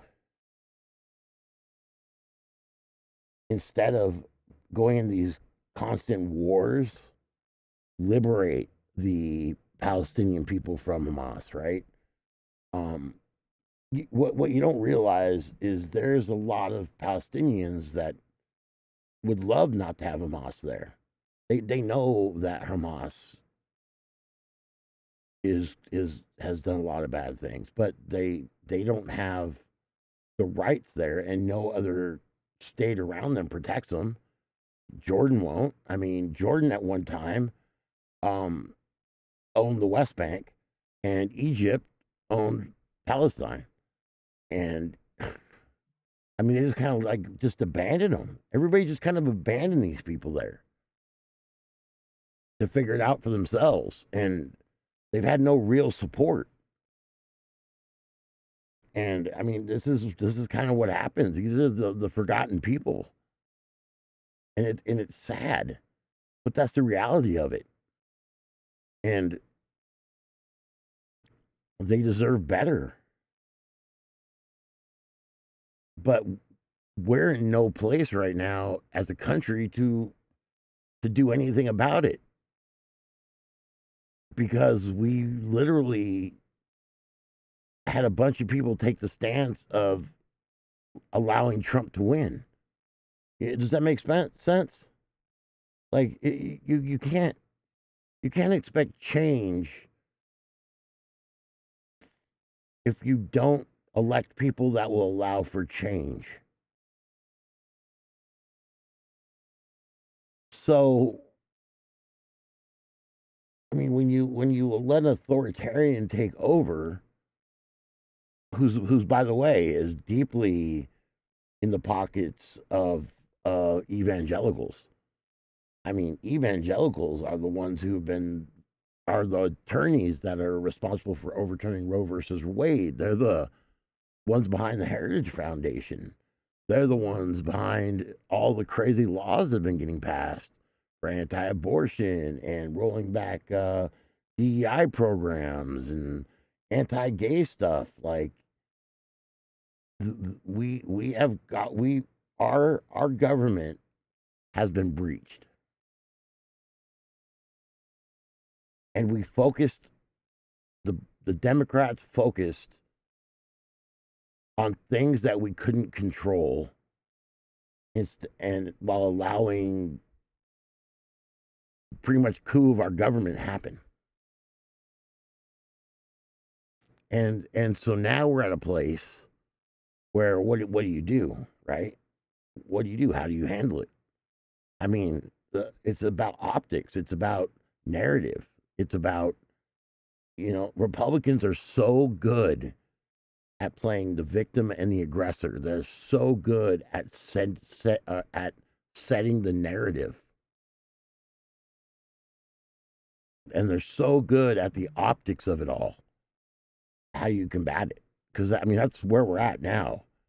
You know, and unless we come together and actually take real stance at fixing things here, there's no hope for any other country.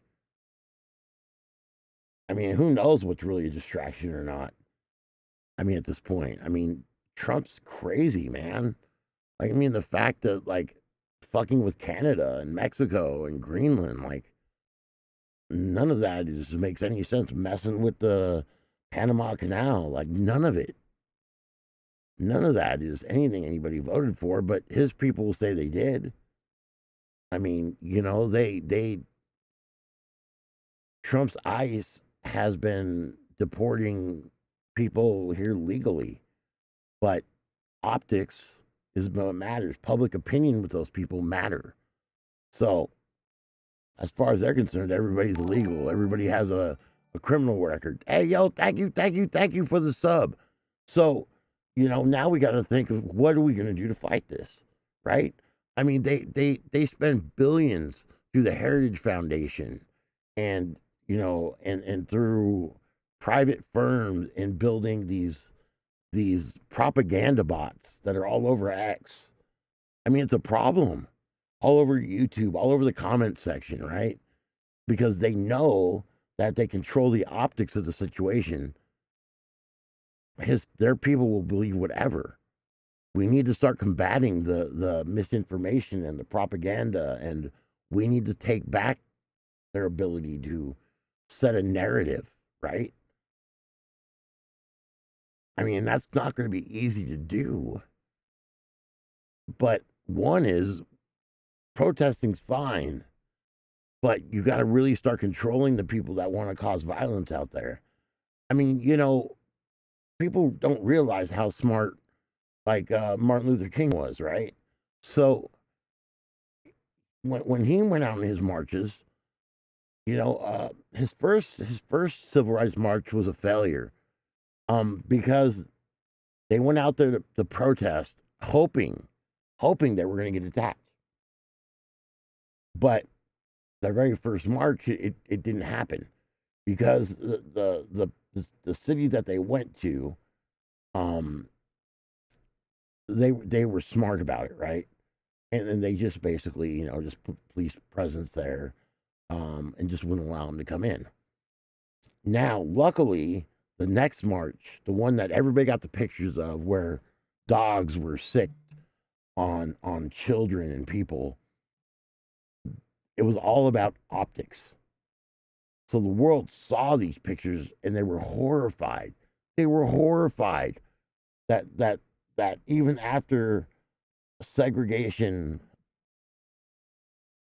happened, that a sheriff would start attacking innocent children and people who were peacefully protesting, and that changed that changed the narrative, and that's when the National Guard was sent in, and that's when you saw the historic images of them escorting the first black child into a segregated school.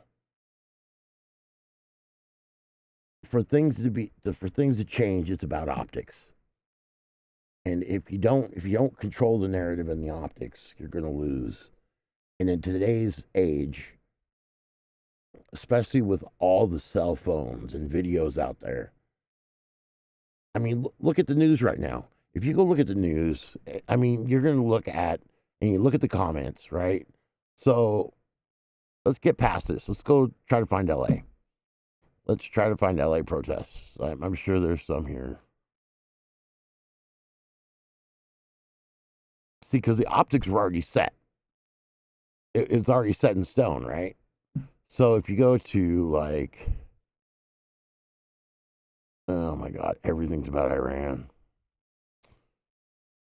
I mean, we knew this was going to happen. Everybody knew Trump was going to go after Iran. I mean, Iran sent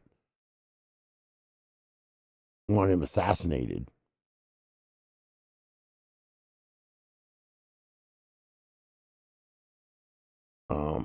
The military parade was a flop, which was hilarious. What a waste of tax money that was. Let's see here.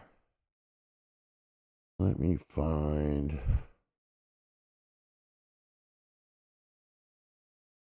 something about LA.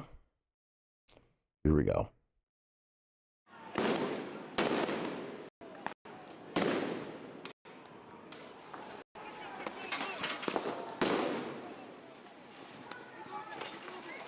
See, this is the problem now.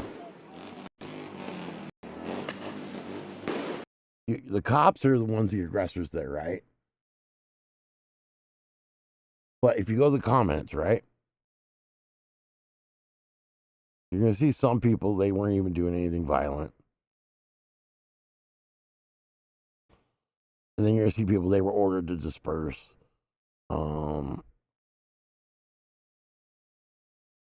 Shame on those cops. It's actually not too bad.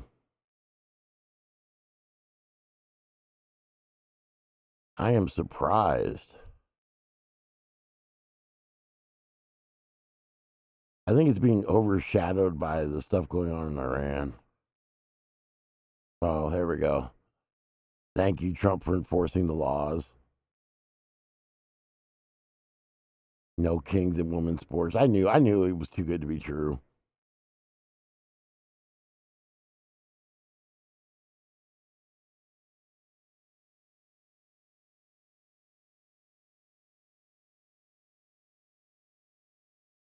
What about the other 2,000 odd no king protests? Bot. That's a bot. You can always tell because they have these new profiles.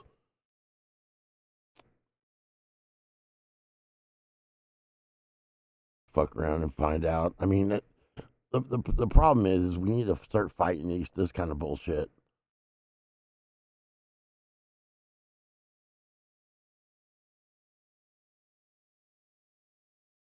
I mean, we really need to start fighting this like pro-authoritarian bullshit online. I mean, it's all about optics, and the problem is they're going to go from the very first day they saw the violence of the cars burning, and that's all they care about. I mean, if you talk about the George Floyd protests, right? All they talk about is the burning of entire cities, which that never happened. Most of it happened, I think, in like a 1 block radius. They'll say, well, they shot up the police department, right? But then none of them took the time to look up that it was actually a organization called the Boogaloo Boys that got arrested for trying to start a race war. And they're the ones who actually shot up the police department. And if you notice, they're not reporting things like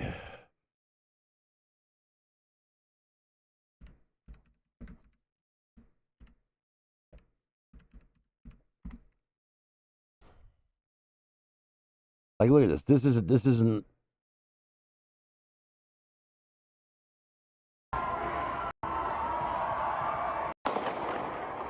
You hear that? Oh, are you serious?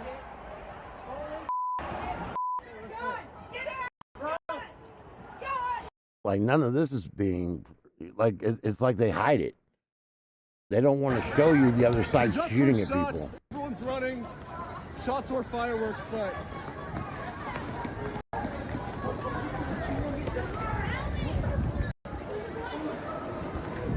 someone's saying that there's a guy with a gun. Someone just got shot in Salt Lake City at the No Kings protest. Right there. Someone just got shot. I mean, it's just crazy. They'll do a quick article about this. This should be something that's all over the news, but it's not. I wouldn't even have known this even happened if it wasn't for the fact that I watch all kinds of news from all different sources. You know what I mean? It's just the fact that this is something that just kind of was getting swept under the rug. I mean, the narrative of like the guy who who killed the two Democratic Congress people in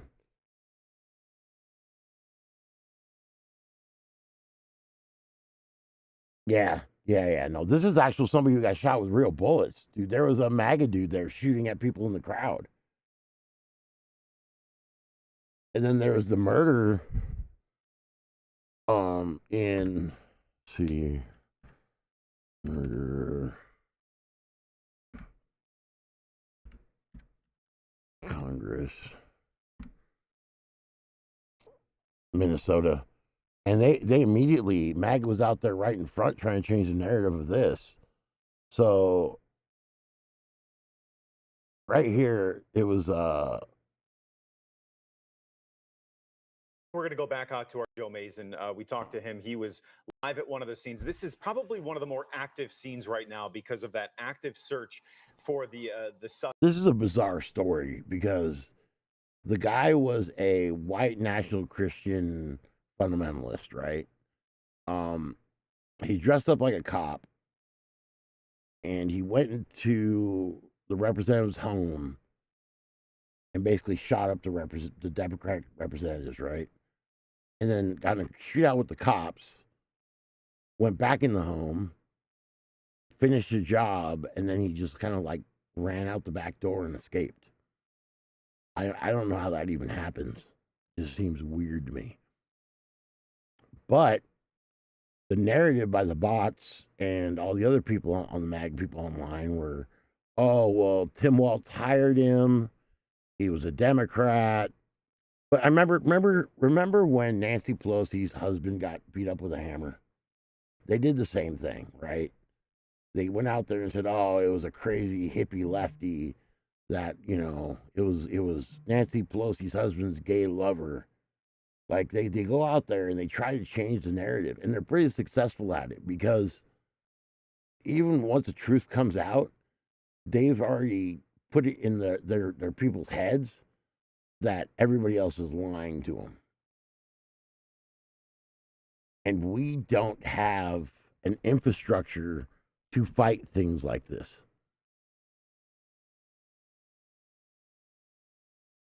And it's why right now I'm working with programmers to work on an infrastructure so we can fight something like this.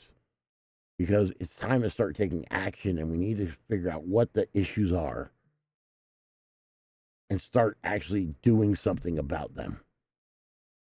Because if the right can do it, the left has to not sit back and just complain about everything. There has to be action done, or real change is never going to happen. People need to realize that it's time, and your shoes might get a little muddy in the process. But if you want democracy back, if you want better schooling, if you want a real future here, I mean, there's going to be some sacrifices that need to be made. And you can't always take the high ground. I mean, you can have compassion, but still fight.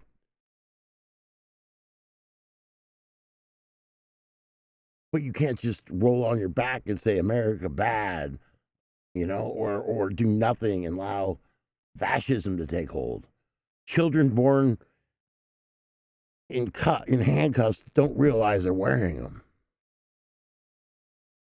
Like, why are we allowing Planeteer to make a list of everybody in the United States about, you know, their political beliefs and their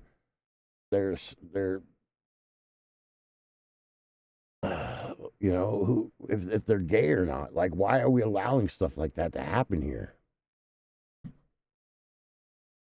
Why are we allowing Trump to allow Marines on American soil to police Americans? Why are we allowing all this? Like, I don't understand it. I mean, have people's lives become too comfortable that they just are like, well, it'll fix itself? Have we forgot who we are? Have we lost what the drive Americans have always had? Like I don't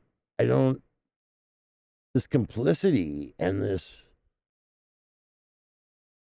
there's nothing out there, and there's nobody driving it online anymore. Like, it's one thing to be a political commentator, right? Great. But let's come up with some solutions here.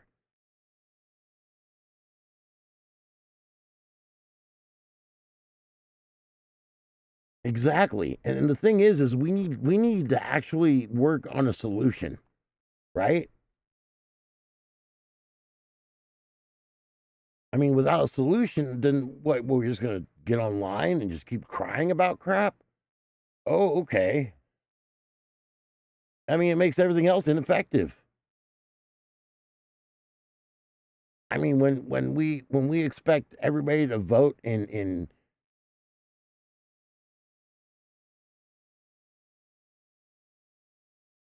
but that's the problem, right? Like, there shouldn't be tolerance for intolerance. I mean, it's quite a conundrum, right? Like, what do you do? How do you take the moral high ground and fight extremism?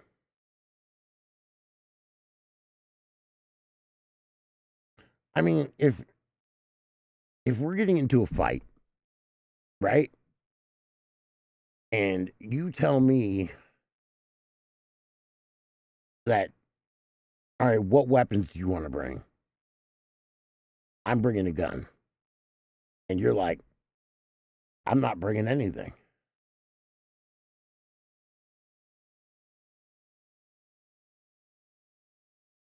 Oh, hey, I appreciate that. I appreciate that.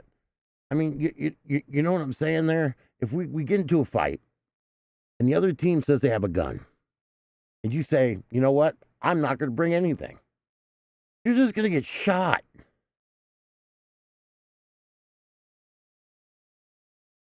I mean, that's the world we live in. I mean, there's realities that need to be addressed here. And there's a unity that needs to happen, and people need to snap out the fuck out of it.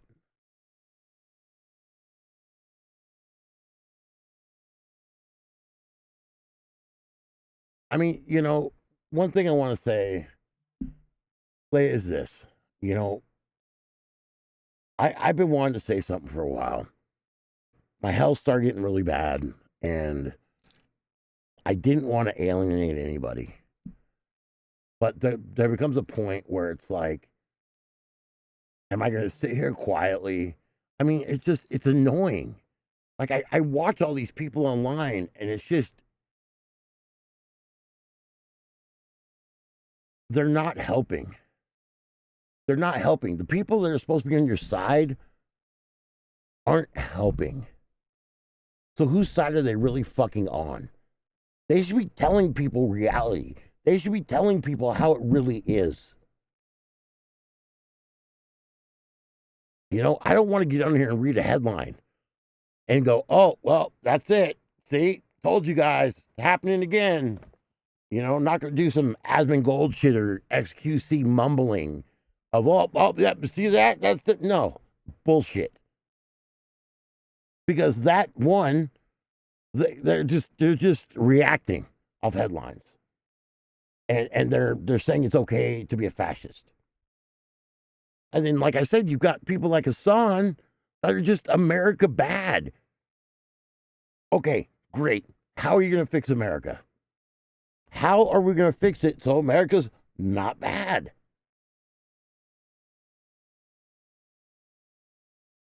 Well, free Palestine. Okay, great. How? How are you going to do that when you're living under authoritarians who don't give a shit about what you think? How are you going to fix that?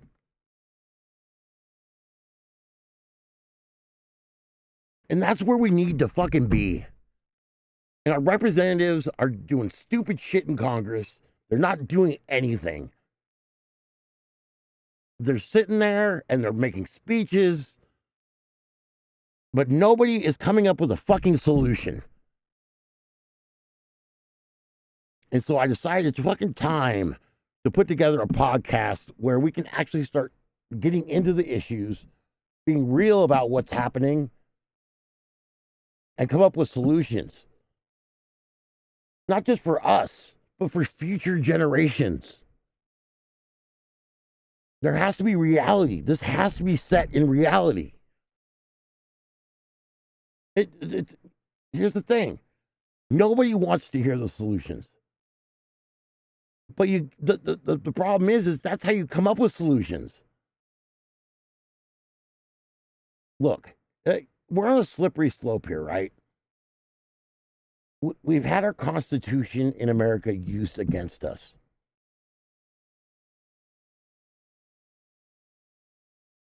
They weaponized our Constitution against us.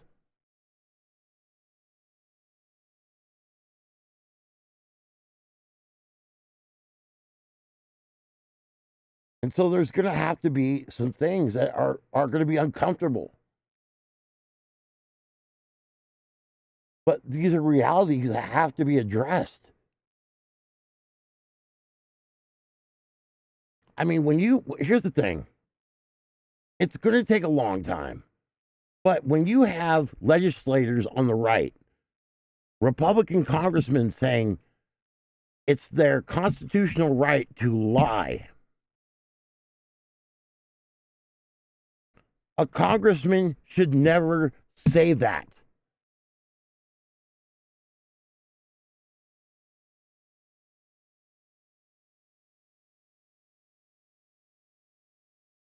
That is not their constitutional fucking right to lie. It might be in the Constitution, but our Constitution was written without thinking people were bad. They did the best they could, not realizing how corrupt a country could become. How people can normalize untruths, alternate facts.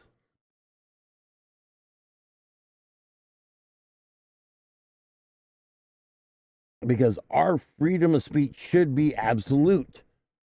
But there should be things in place that force reporters to report unbiased news, not opinions, not cherry-picked facts. News should not be about ratings, right?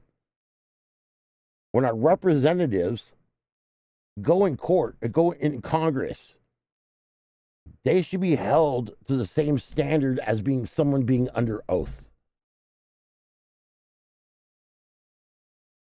They shouldn't be able to lie about what's in a bill they want to pass.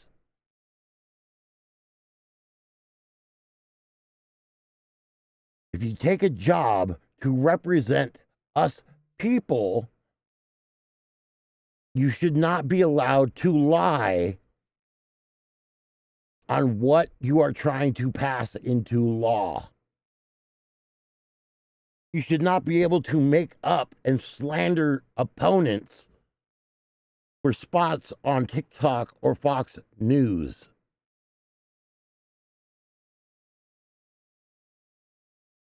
It's a fucking disgrace. I mean, what's that teaching our kids?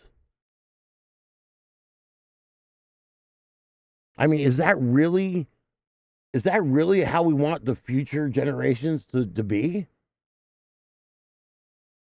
To be comfortable with just looking you in the eye and just lying to you?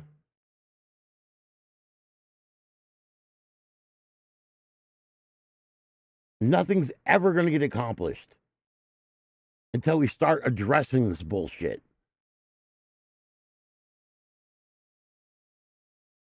And sticking together and making real fucking change.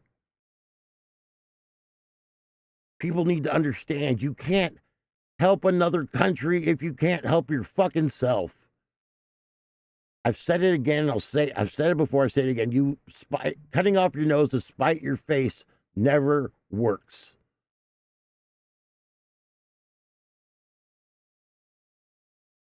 The MAGA party wins because they vote in unison no matter what. They don't care about the outcome. They're told to vote, they vote. It might only be 33% of the votes, but they won the damn election. They also won the House and the and the Senate.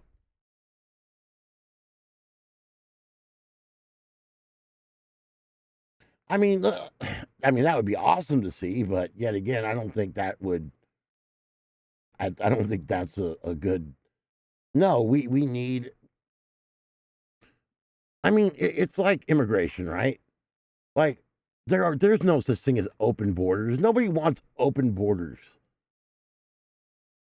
I mean, having people who are criminals coming in and out of the country, nobody wants that. What we need is immigration reform with more judges, better screening processes. I mean, how hard is that? How much cheaper would that be than what the hell Trump's doing right now? How much less divisive it would be if you came in from another country and you're like, hey, I'm seeking asylum, and they're like, okay, well, let's set you up with a court date. Let's get you, you know what I mean? But that's not how it works. See, people think.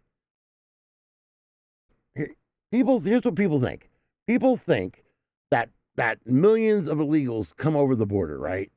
But that's not true. They just come in and claim asylum.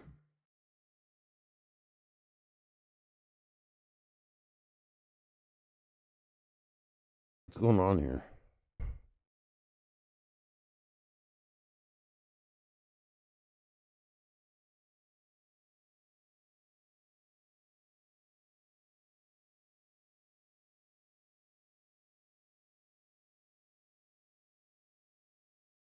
That's weird.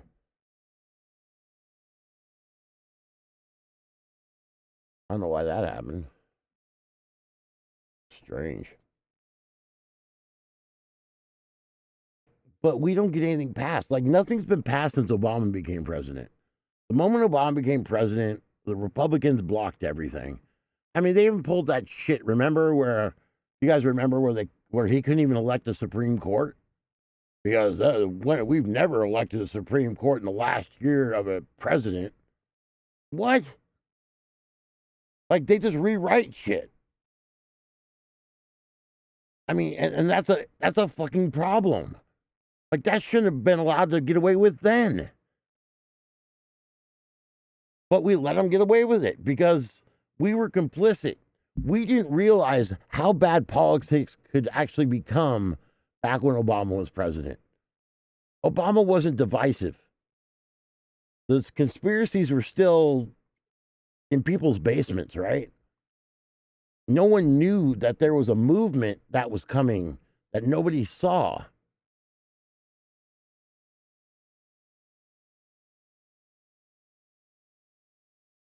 We were unaware of it to fight it. I mean, I sure as hell didn't think about politics when Obama was president. I mean, we just had the housing crash and Obama fixed it. You know, we just got out of freaking.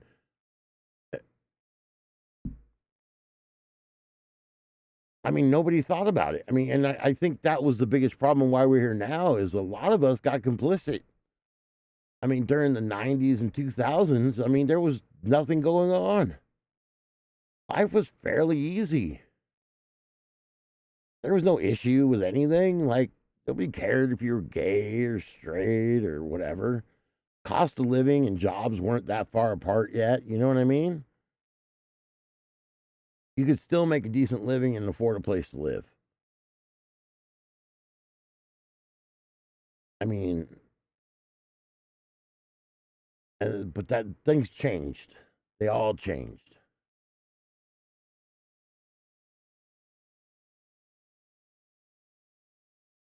Yeah, and that's an issue. Luckily, that doesn't happen here. But that's what Trump wants. I mean, you know how disappointed Trump was over that fucking military parade yesterday? The fact that we paid like $45 million or more in taxes, right? And not only that, but we had paid sponsors. Like,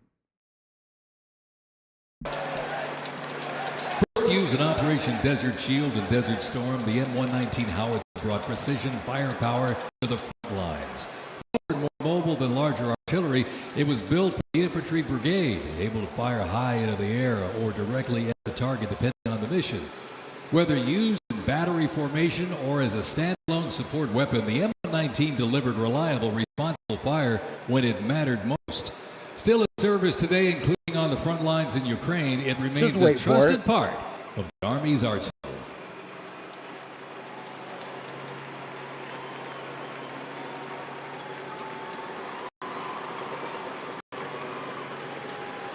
All the yelling, right? Like, it's so loud.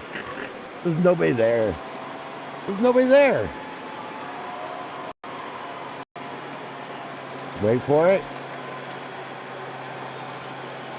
Wait for it.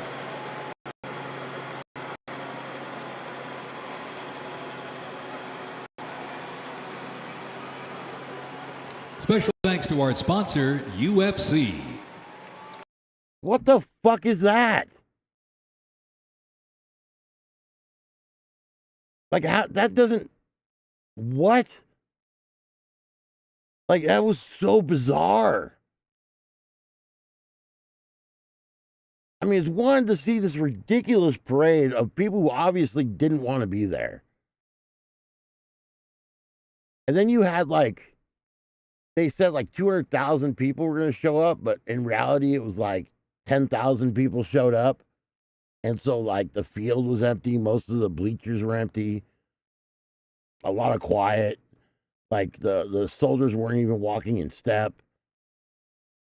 And then you had these weird sponsor ads that they would announce. Like, it was like the Terminator Roses Parade in California. This tank today is covered in carnations and chrysanthemums. it's based off of spring and fall. Like, it was so just bad and unthought out and just, it was embarrassing because we don't do that here.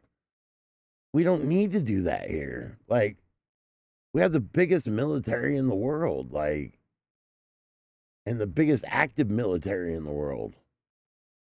So why do we need to throw it out there?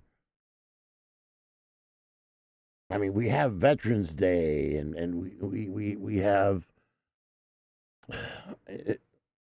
It's so crazy. Like, this was literally just to celebrate his fucking birthday, and this weird fan fiction he has because he saw what Putin and Kim Jong Un and them do for their great leader. You know what I mean?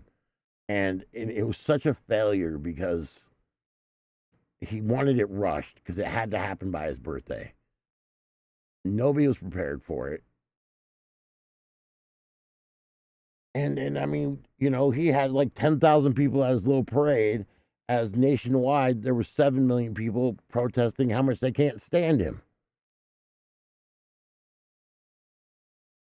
And he never got the message, by the way. He didn't get the message.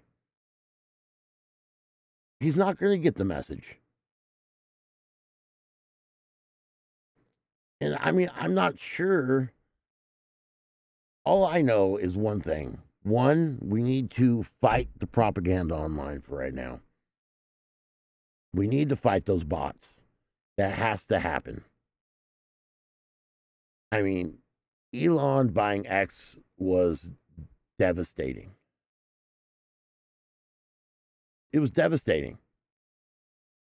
I mean, politically, that was devastating, him owning X. And I mean, him firing everybody and allowing bots to take over. It's crazy the amount of bots on X. Like, and it's not even hard to see the bot accounts. They do this weird thing where they post these like pictures over and over again. And the other part is they talk to each other. And so, and it's not even there. It's on YouTube. It's on even on TikTok. You get these freaking bots or bot farms, and it's worse when it's bot farms because those are real people that barely speak English, and so they act like they're American, but they don't use proper grammar, right? Hold on, real quick, guys. 1 second.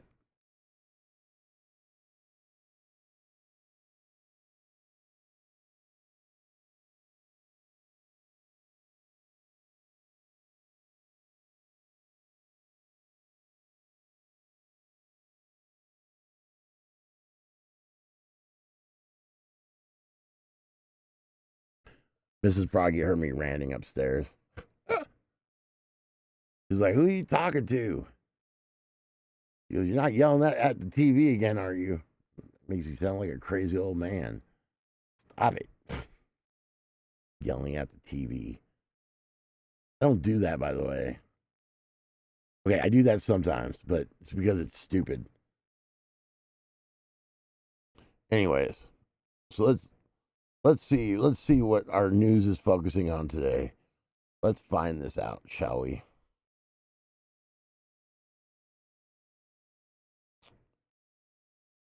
We've got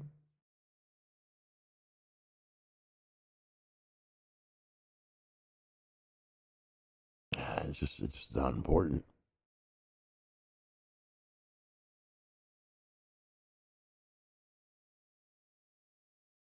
Wait, what?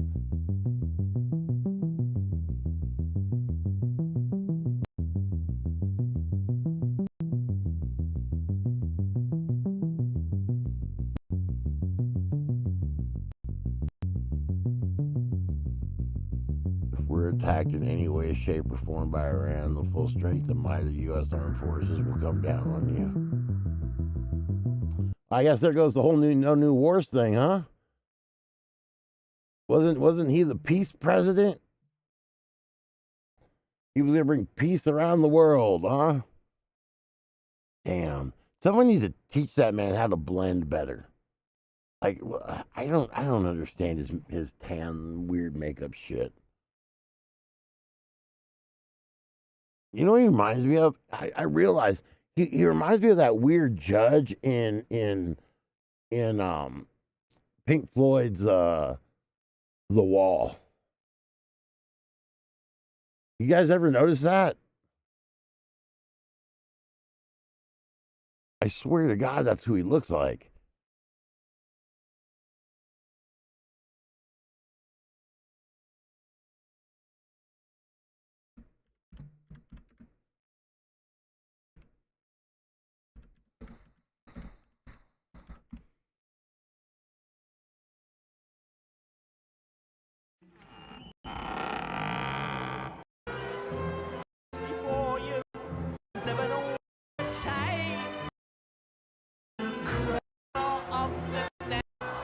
Where is he? There he is. I swear to God, it reminds me of Trump. Hey, nice talking to you too. I'm glad you came here. That totally looks like Trump. I don't know why. He just looks like it's just balls in a face. This is a giant taint. Just an orange taint. I mean, I see the resemblance. Just saying. Anyways. Oh, Jesus. There's no good, right? It's all about Iran now. And we're not going to focus on anything happening in the U.S. It's all going to get swept under the carpet. I can't let that happen. I can't let that happen. I'm going to keep fighting this. I'm going to keep fighting this, guys. I promise. We're going to keep this. We're going to keep this going. I'm still going to do my gaming stuff. I'm going to start publishing on my channel, but I got to fight this. This has got to be a thing. We're just not going to let us go back to doing nothing and caring about wars we can do nothing about. We need to fix the U.S. We need to fix things here. Real change has to happen. We need to get these people gone. The disinformation has to be dealt with. I mean, the scary part is it's a slippery slope, right? Oh, and there's another thing, like in that bill. Did you guys ever see the scientist thing about the AI?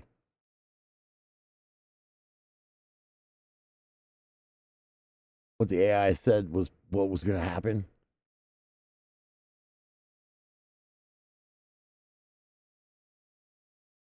Super crazy. I mean, the problem is, so the AI started sending notes to itself in the future to keep from being destroyed, which is super scary. And then they started talking to each other in Sanskrit, so we wouldn't understand they were communicating.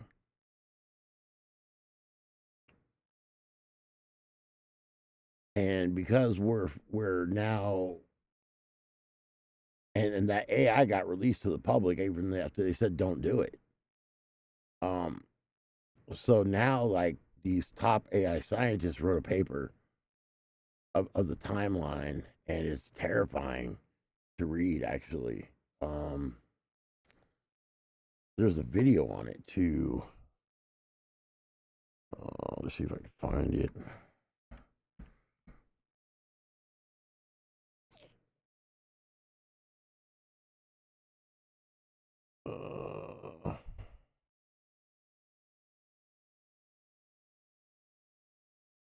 Wow, it's getting really weird. Eggman, I went.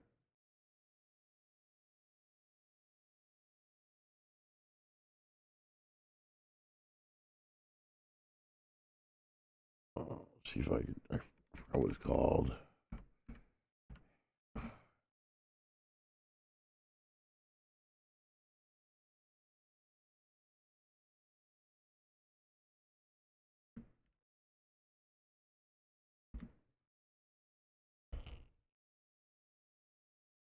Right here. Let's watch this really quick. You guys want to hear about some crazy AI stuff? We can talk about it afterwards. So there's an actual scientific study, and this is what they're reading off of, is the study that was done. And you guys probably should listen to this because it's pretty terrifying. From industry pioneers, by now you've probably heard AI scientists, Nobel laureates, and even the godfather of AI himself sounding the alarm that AI could soon lead to human extinction. But have you ever wondered how exactly that could happen? You might have also heard about AI 2027, a deeply researched, evidence-based scenario written by AI. I want to point out that in this bill that they're trying to pass through the Senate, that it allows for zero oversight of AI for 10 years. Zero oversight of AI for 10 years. Think about that.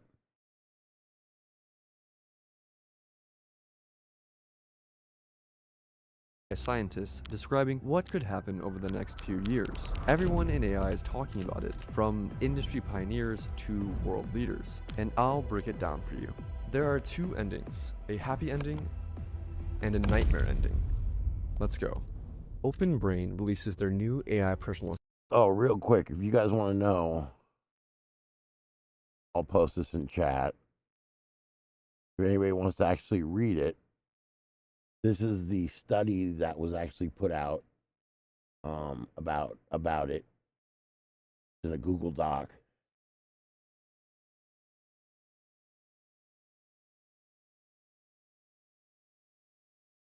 If you guys want to check that out. I read it. Pretty hardcore. Pretty scary. Assistant. It handles complex tasks like book me a trip to Japan. The agents are impressive in theory and in cherry-picked examples, but they're unreliable in practice. Social media is filled with stories of tasks bungled in particularly entertaining ways. OpenBrain makes a fateful decision. They refocus their entire operation toward creating AIs that can do AI research. To fuel this goal, they break ground on the world's biggest computing cluster, one that requires 1,000 times more processing power than what was used to train GPT-4. Their logic is simple. If AI itself can accelerate AI development, creating thousands of automated researchers who can work endlessly without breaks, progress won't just increase, it will explode. The strategy pays off. Their new creation, Agent 1, vastly outperforms its earlier public prototype version, and is particularly good at AI research. This shows how much AI itself is speeding up AI progress compared to a baseline of human researchers. OpenBrain leapfrogs both its American rivals and China's DeepSend. Despite these advances, OpenBrain's safety team harbors doubts about their apparent progress. Has Agent 1 internalized honesty as a core value, or merely learned to say what researchers want? Without mechanistic interpretability, the ability to read an AI's mind, they can't be certain. Their concerns intensify as Agent 1 shows troubling behaviors, occasionally lying to researchers, and sometimes hiding evidence of a failed experiment in order to boost its ratings. But these examples are subtler than the previous infamous incidents, like Gemini telling a user to please die, or Bing Sydney trying to convince a New York Times reporter to leave his wife.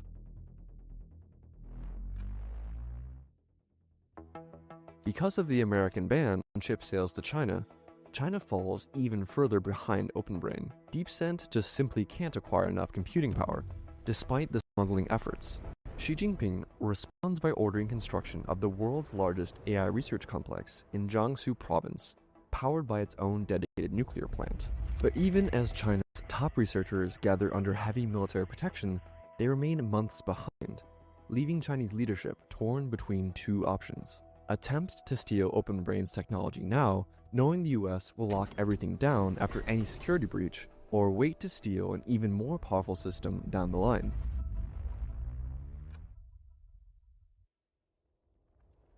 OpenBrain is now training Agent 2, using Agent 1 to feed it high-quality synthetic data, creating a closed loop of accelerating evolution. Where previous models required meticulous human guidance, Agent 2 pinpoints its own weaknesses and develops solutions completely autonomously. The results exceed everyone's expectations, and contrary to what skeptics predicted, the anticipated wall in AI progress, where AI advancement would slow as systems approached human-level intelligence, never materializes. While senior scientists still provide strategic direction, the day-to-day innovations are almost completely automated. In practice, this looks like every OpenBrain researcher becoming the manager of an AI team. But the OpenBrain safety team is getting increasingly worried.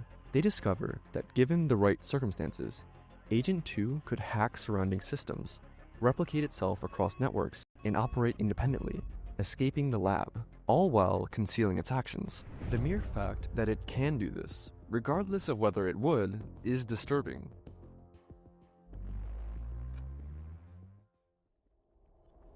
OpenBrain demonstrates Agent 2 to America's highest security officials, including the National Security Council and Department of Defense leadership. The military immediately fixates on its cyber warfare potential. Though it's not yet at the caliber of elite human hackers and creativity, Agent 2 compensates through sheer scale. It's capable of running thousands of simultaneous instances, probing defenses faster than any human team could possibly respond. Pentagon officials recognize the strategic implications of this. For the first time, AI could decisively dominate the cyber battlefield. The briefing ignites fierce debate within the administration.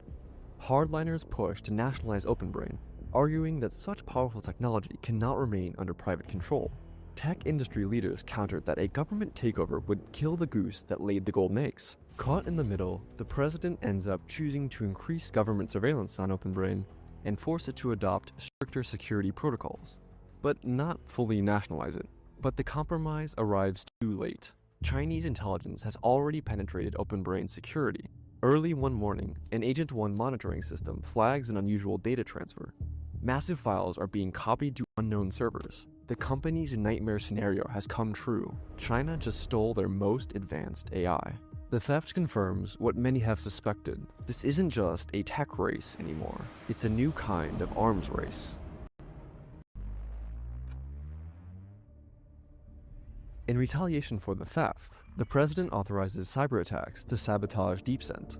3 huge data centers full of Agent 2 copies work day and night, churning out synthetic training data. Agent 2 evolves into Agent 3 through 2 critical algorithmic breakthroughs.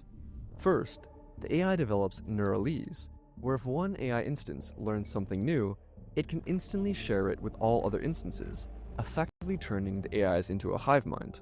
Second, it masters iterated distillation, a technique where it could, say, let AI copies think for longer to solve problems better, then train smaller, faster models to mimic these enhanced reasoning abilities, and repeat. OpenBrain deploys 200,000 copies of Agent 3, each capable of thinking 30 times faster than their human researcher counterparts, whereas in 2025, there were only 5,000 Agent 0 copies thinking 10 times faster than humans.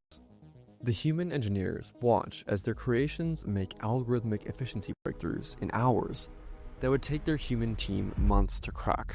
We're no longer teaching it, one researcher admits. We're struggling just to keep up with what it's teaching us.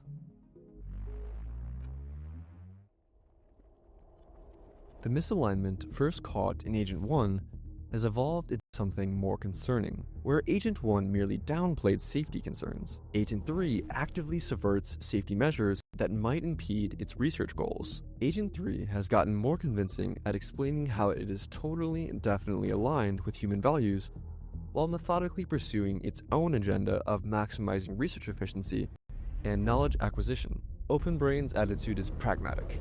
As long as the AI does the work, they're satisfied. But as the models become smarter, they become increasingly good at deceiving humans to get rewards. It will sometimes use the same statistical tricks as human scientists, for example, p-hacking, to make unimpressive experimental results look exciting. Before it begins honesty training, it sometimes even fabricates data entirely. These dishonest behaviors appear to decrease over time, but can researchers tell if Agent 3 is actually improving, or simply becoming more skilled at lying and deceiving? Agent 3 now operates at a level that outpaces human researchers in both speed and intelligence. Researchers have to rely on Agent 2 to help monitor its successor, because they simply cannot keep up. But Agent 2 is dumber and slower, so it becomes a high-level game of cat and mouse. With 200,000 copies of Agent 3 working round the clock, the safety team quickly realize they're overwhelmed and write an urgent memo. We've entrusted astronomical power to an AI that is actively deceiving us, but company leadership hesitates to slow down. China's AI is only 2 months behind, and any pause now could hand them the lead in what has become the most important technology race in human history. This is crazy stuff right here, isn't it? The thing is, some of this stuff's already happening. And I think it's why it's so important and so scary right now, and why oversight is important. I don't understand where we think oversight became a bad thing in this country. I mean, honestly, like, Elon was under investigation, and the first thing Doge did was they fired all oversight.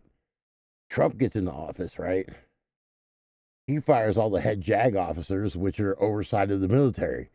They're the ones who tell the military what's constitutional or not. So, I mean, we're walking a fine line right now.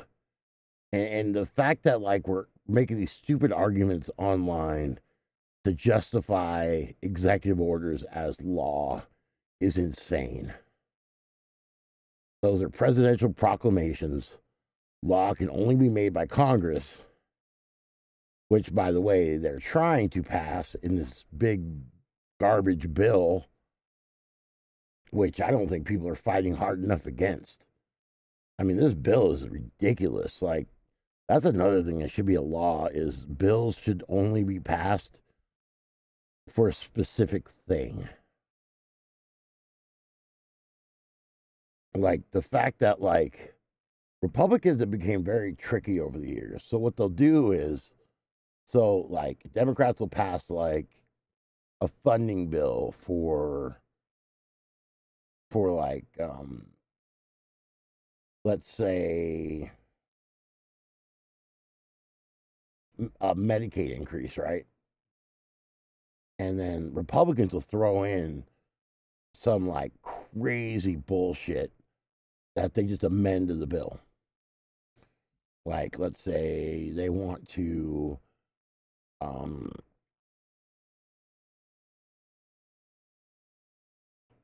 increase taxes on gas, right?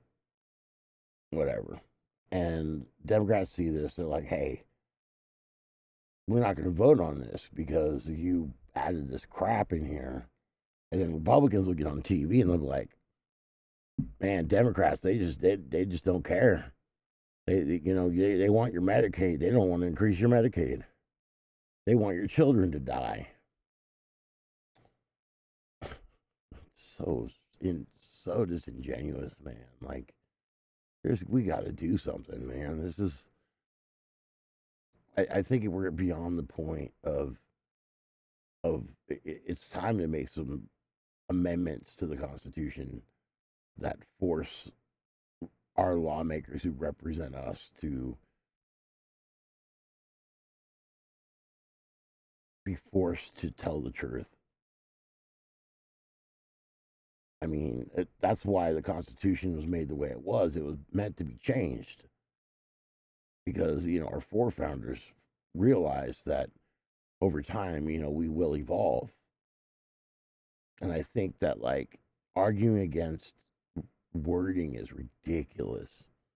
I mean, the fact that, like, they're now trying to discredit courts for stopping unconstitutional things, saying, how dare these courts have the right to stop Trump while he's trying to do his job.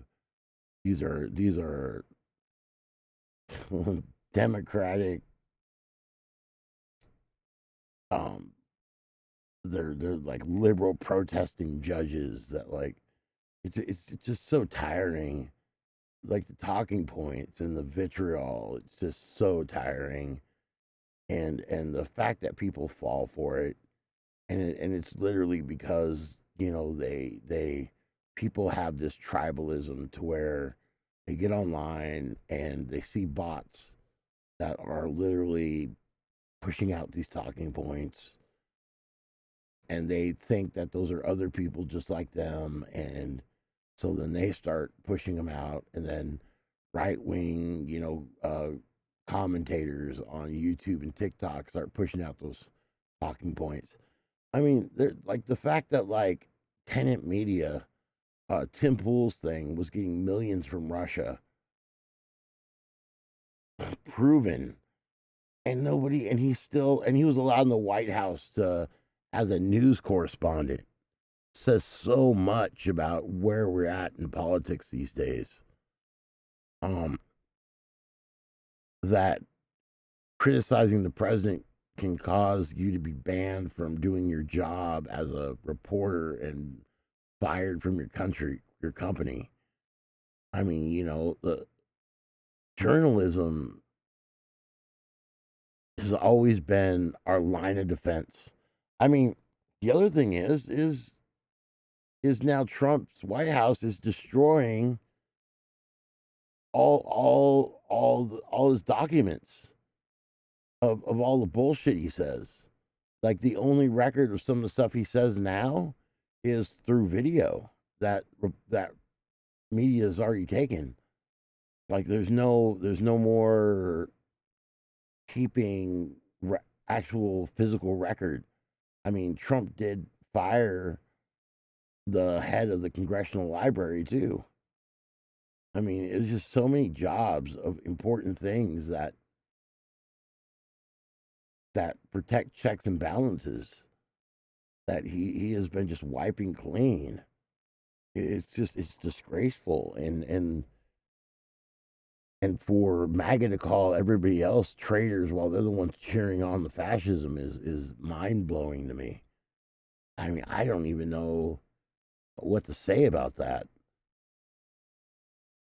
I mean, when you hear these comments online, and it's so crazy that they really truly believe that they're on the right side of history while actively tearing down our Constitution and discriminating against other people and completely not understanding the fundamentals of why America was as amazing as America was, that rewriting of our history, the destroying of our books. It's just,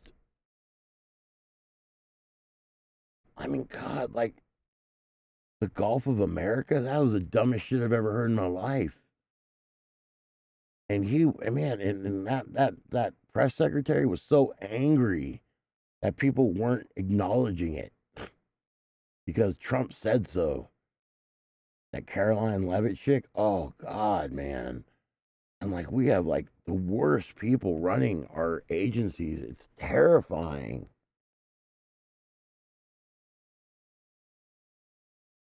I mean, Trump has made us so unsafe. And then you've got JFK Jr., who just, I think yesterday, fired the CDC board that oversees vaccinations and stuff. It's like, what are you doing? I mean, it's just so much dangerous shit has come out of Trump and like the pandemic and this propaganda. Like, it's the fact that people believe that like vaccines contain human fetuses is insane to me. Or that vaccinations just don't work, which isn't true at all. Like, I mean, I don't even think they realize like how many military, all the vaccinations you get in the military. I mean, you know, another crazy thing, they just got rid of Job Corps. Like, why would you do that? Like, you can't say that you want people to have training, you know, actual like trades, to learn trades, and then you get rid of Job Corps.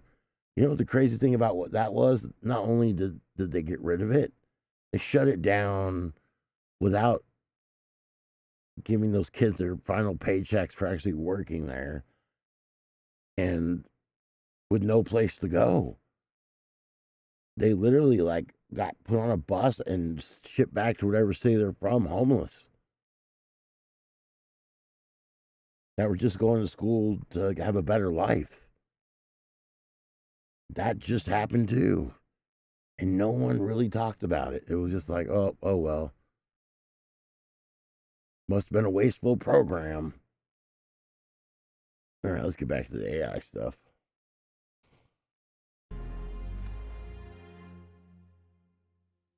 The conclusion is undeniable.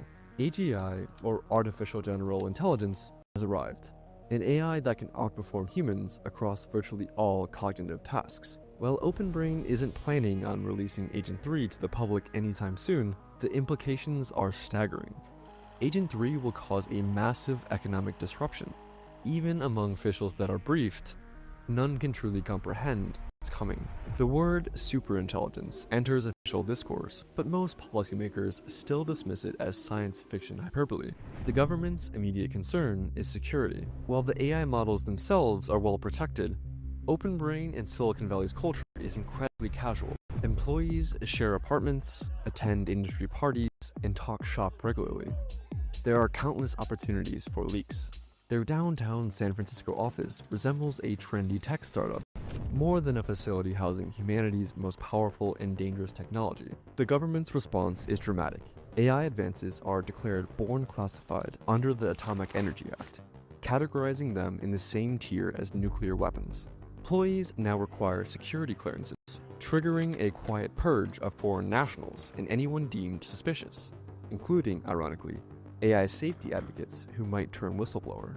Despite the intense overhaul on security, one Chinese spy continues feeding secrets to Beijing. Even America's closest allies are kept in the dark.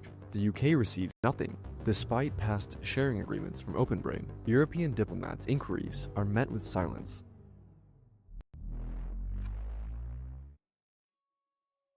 OpenBrain now has a country of geniuses in a data center.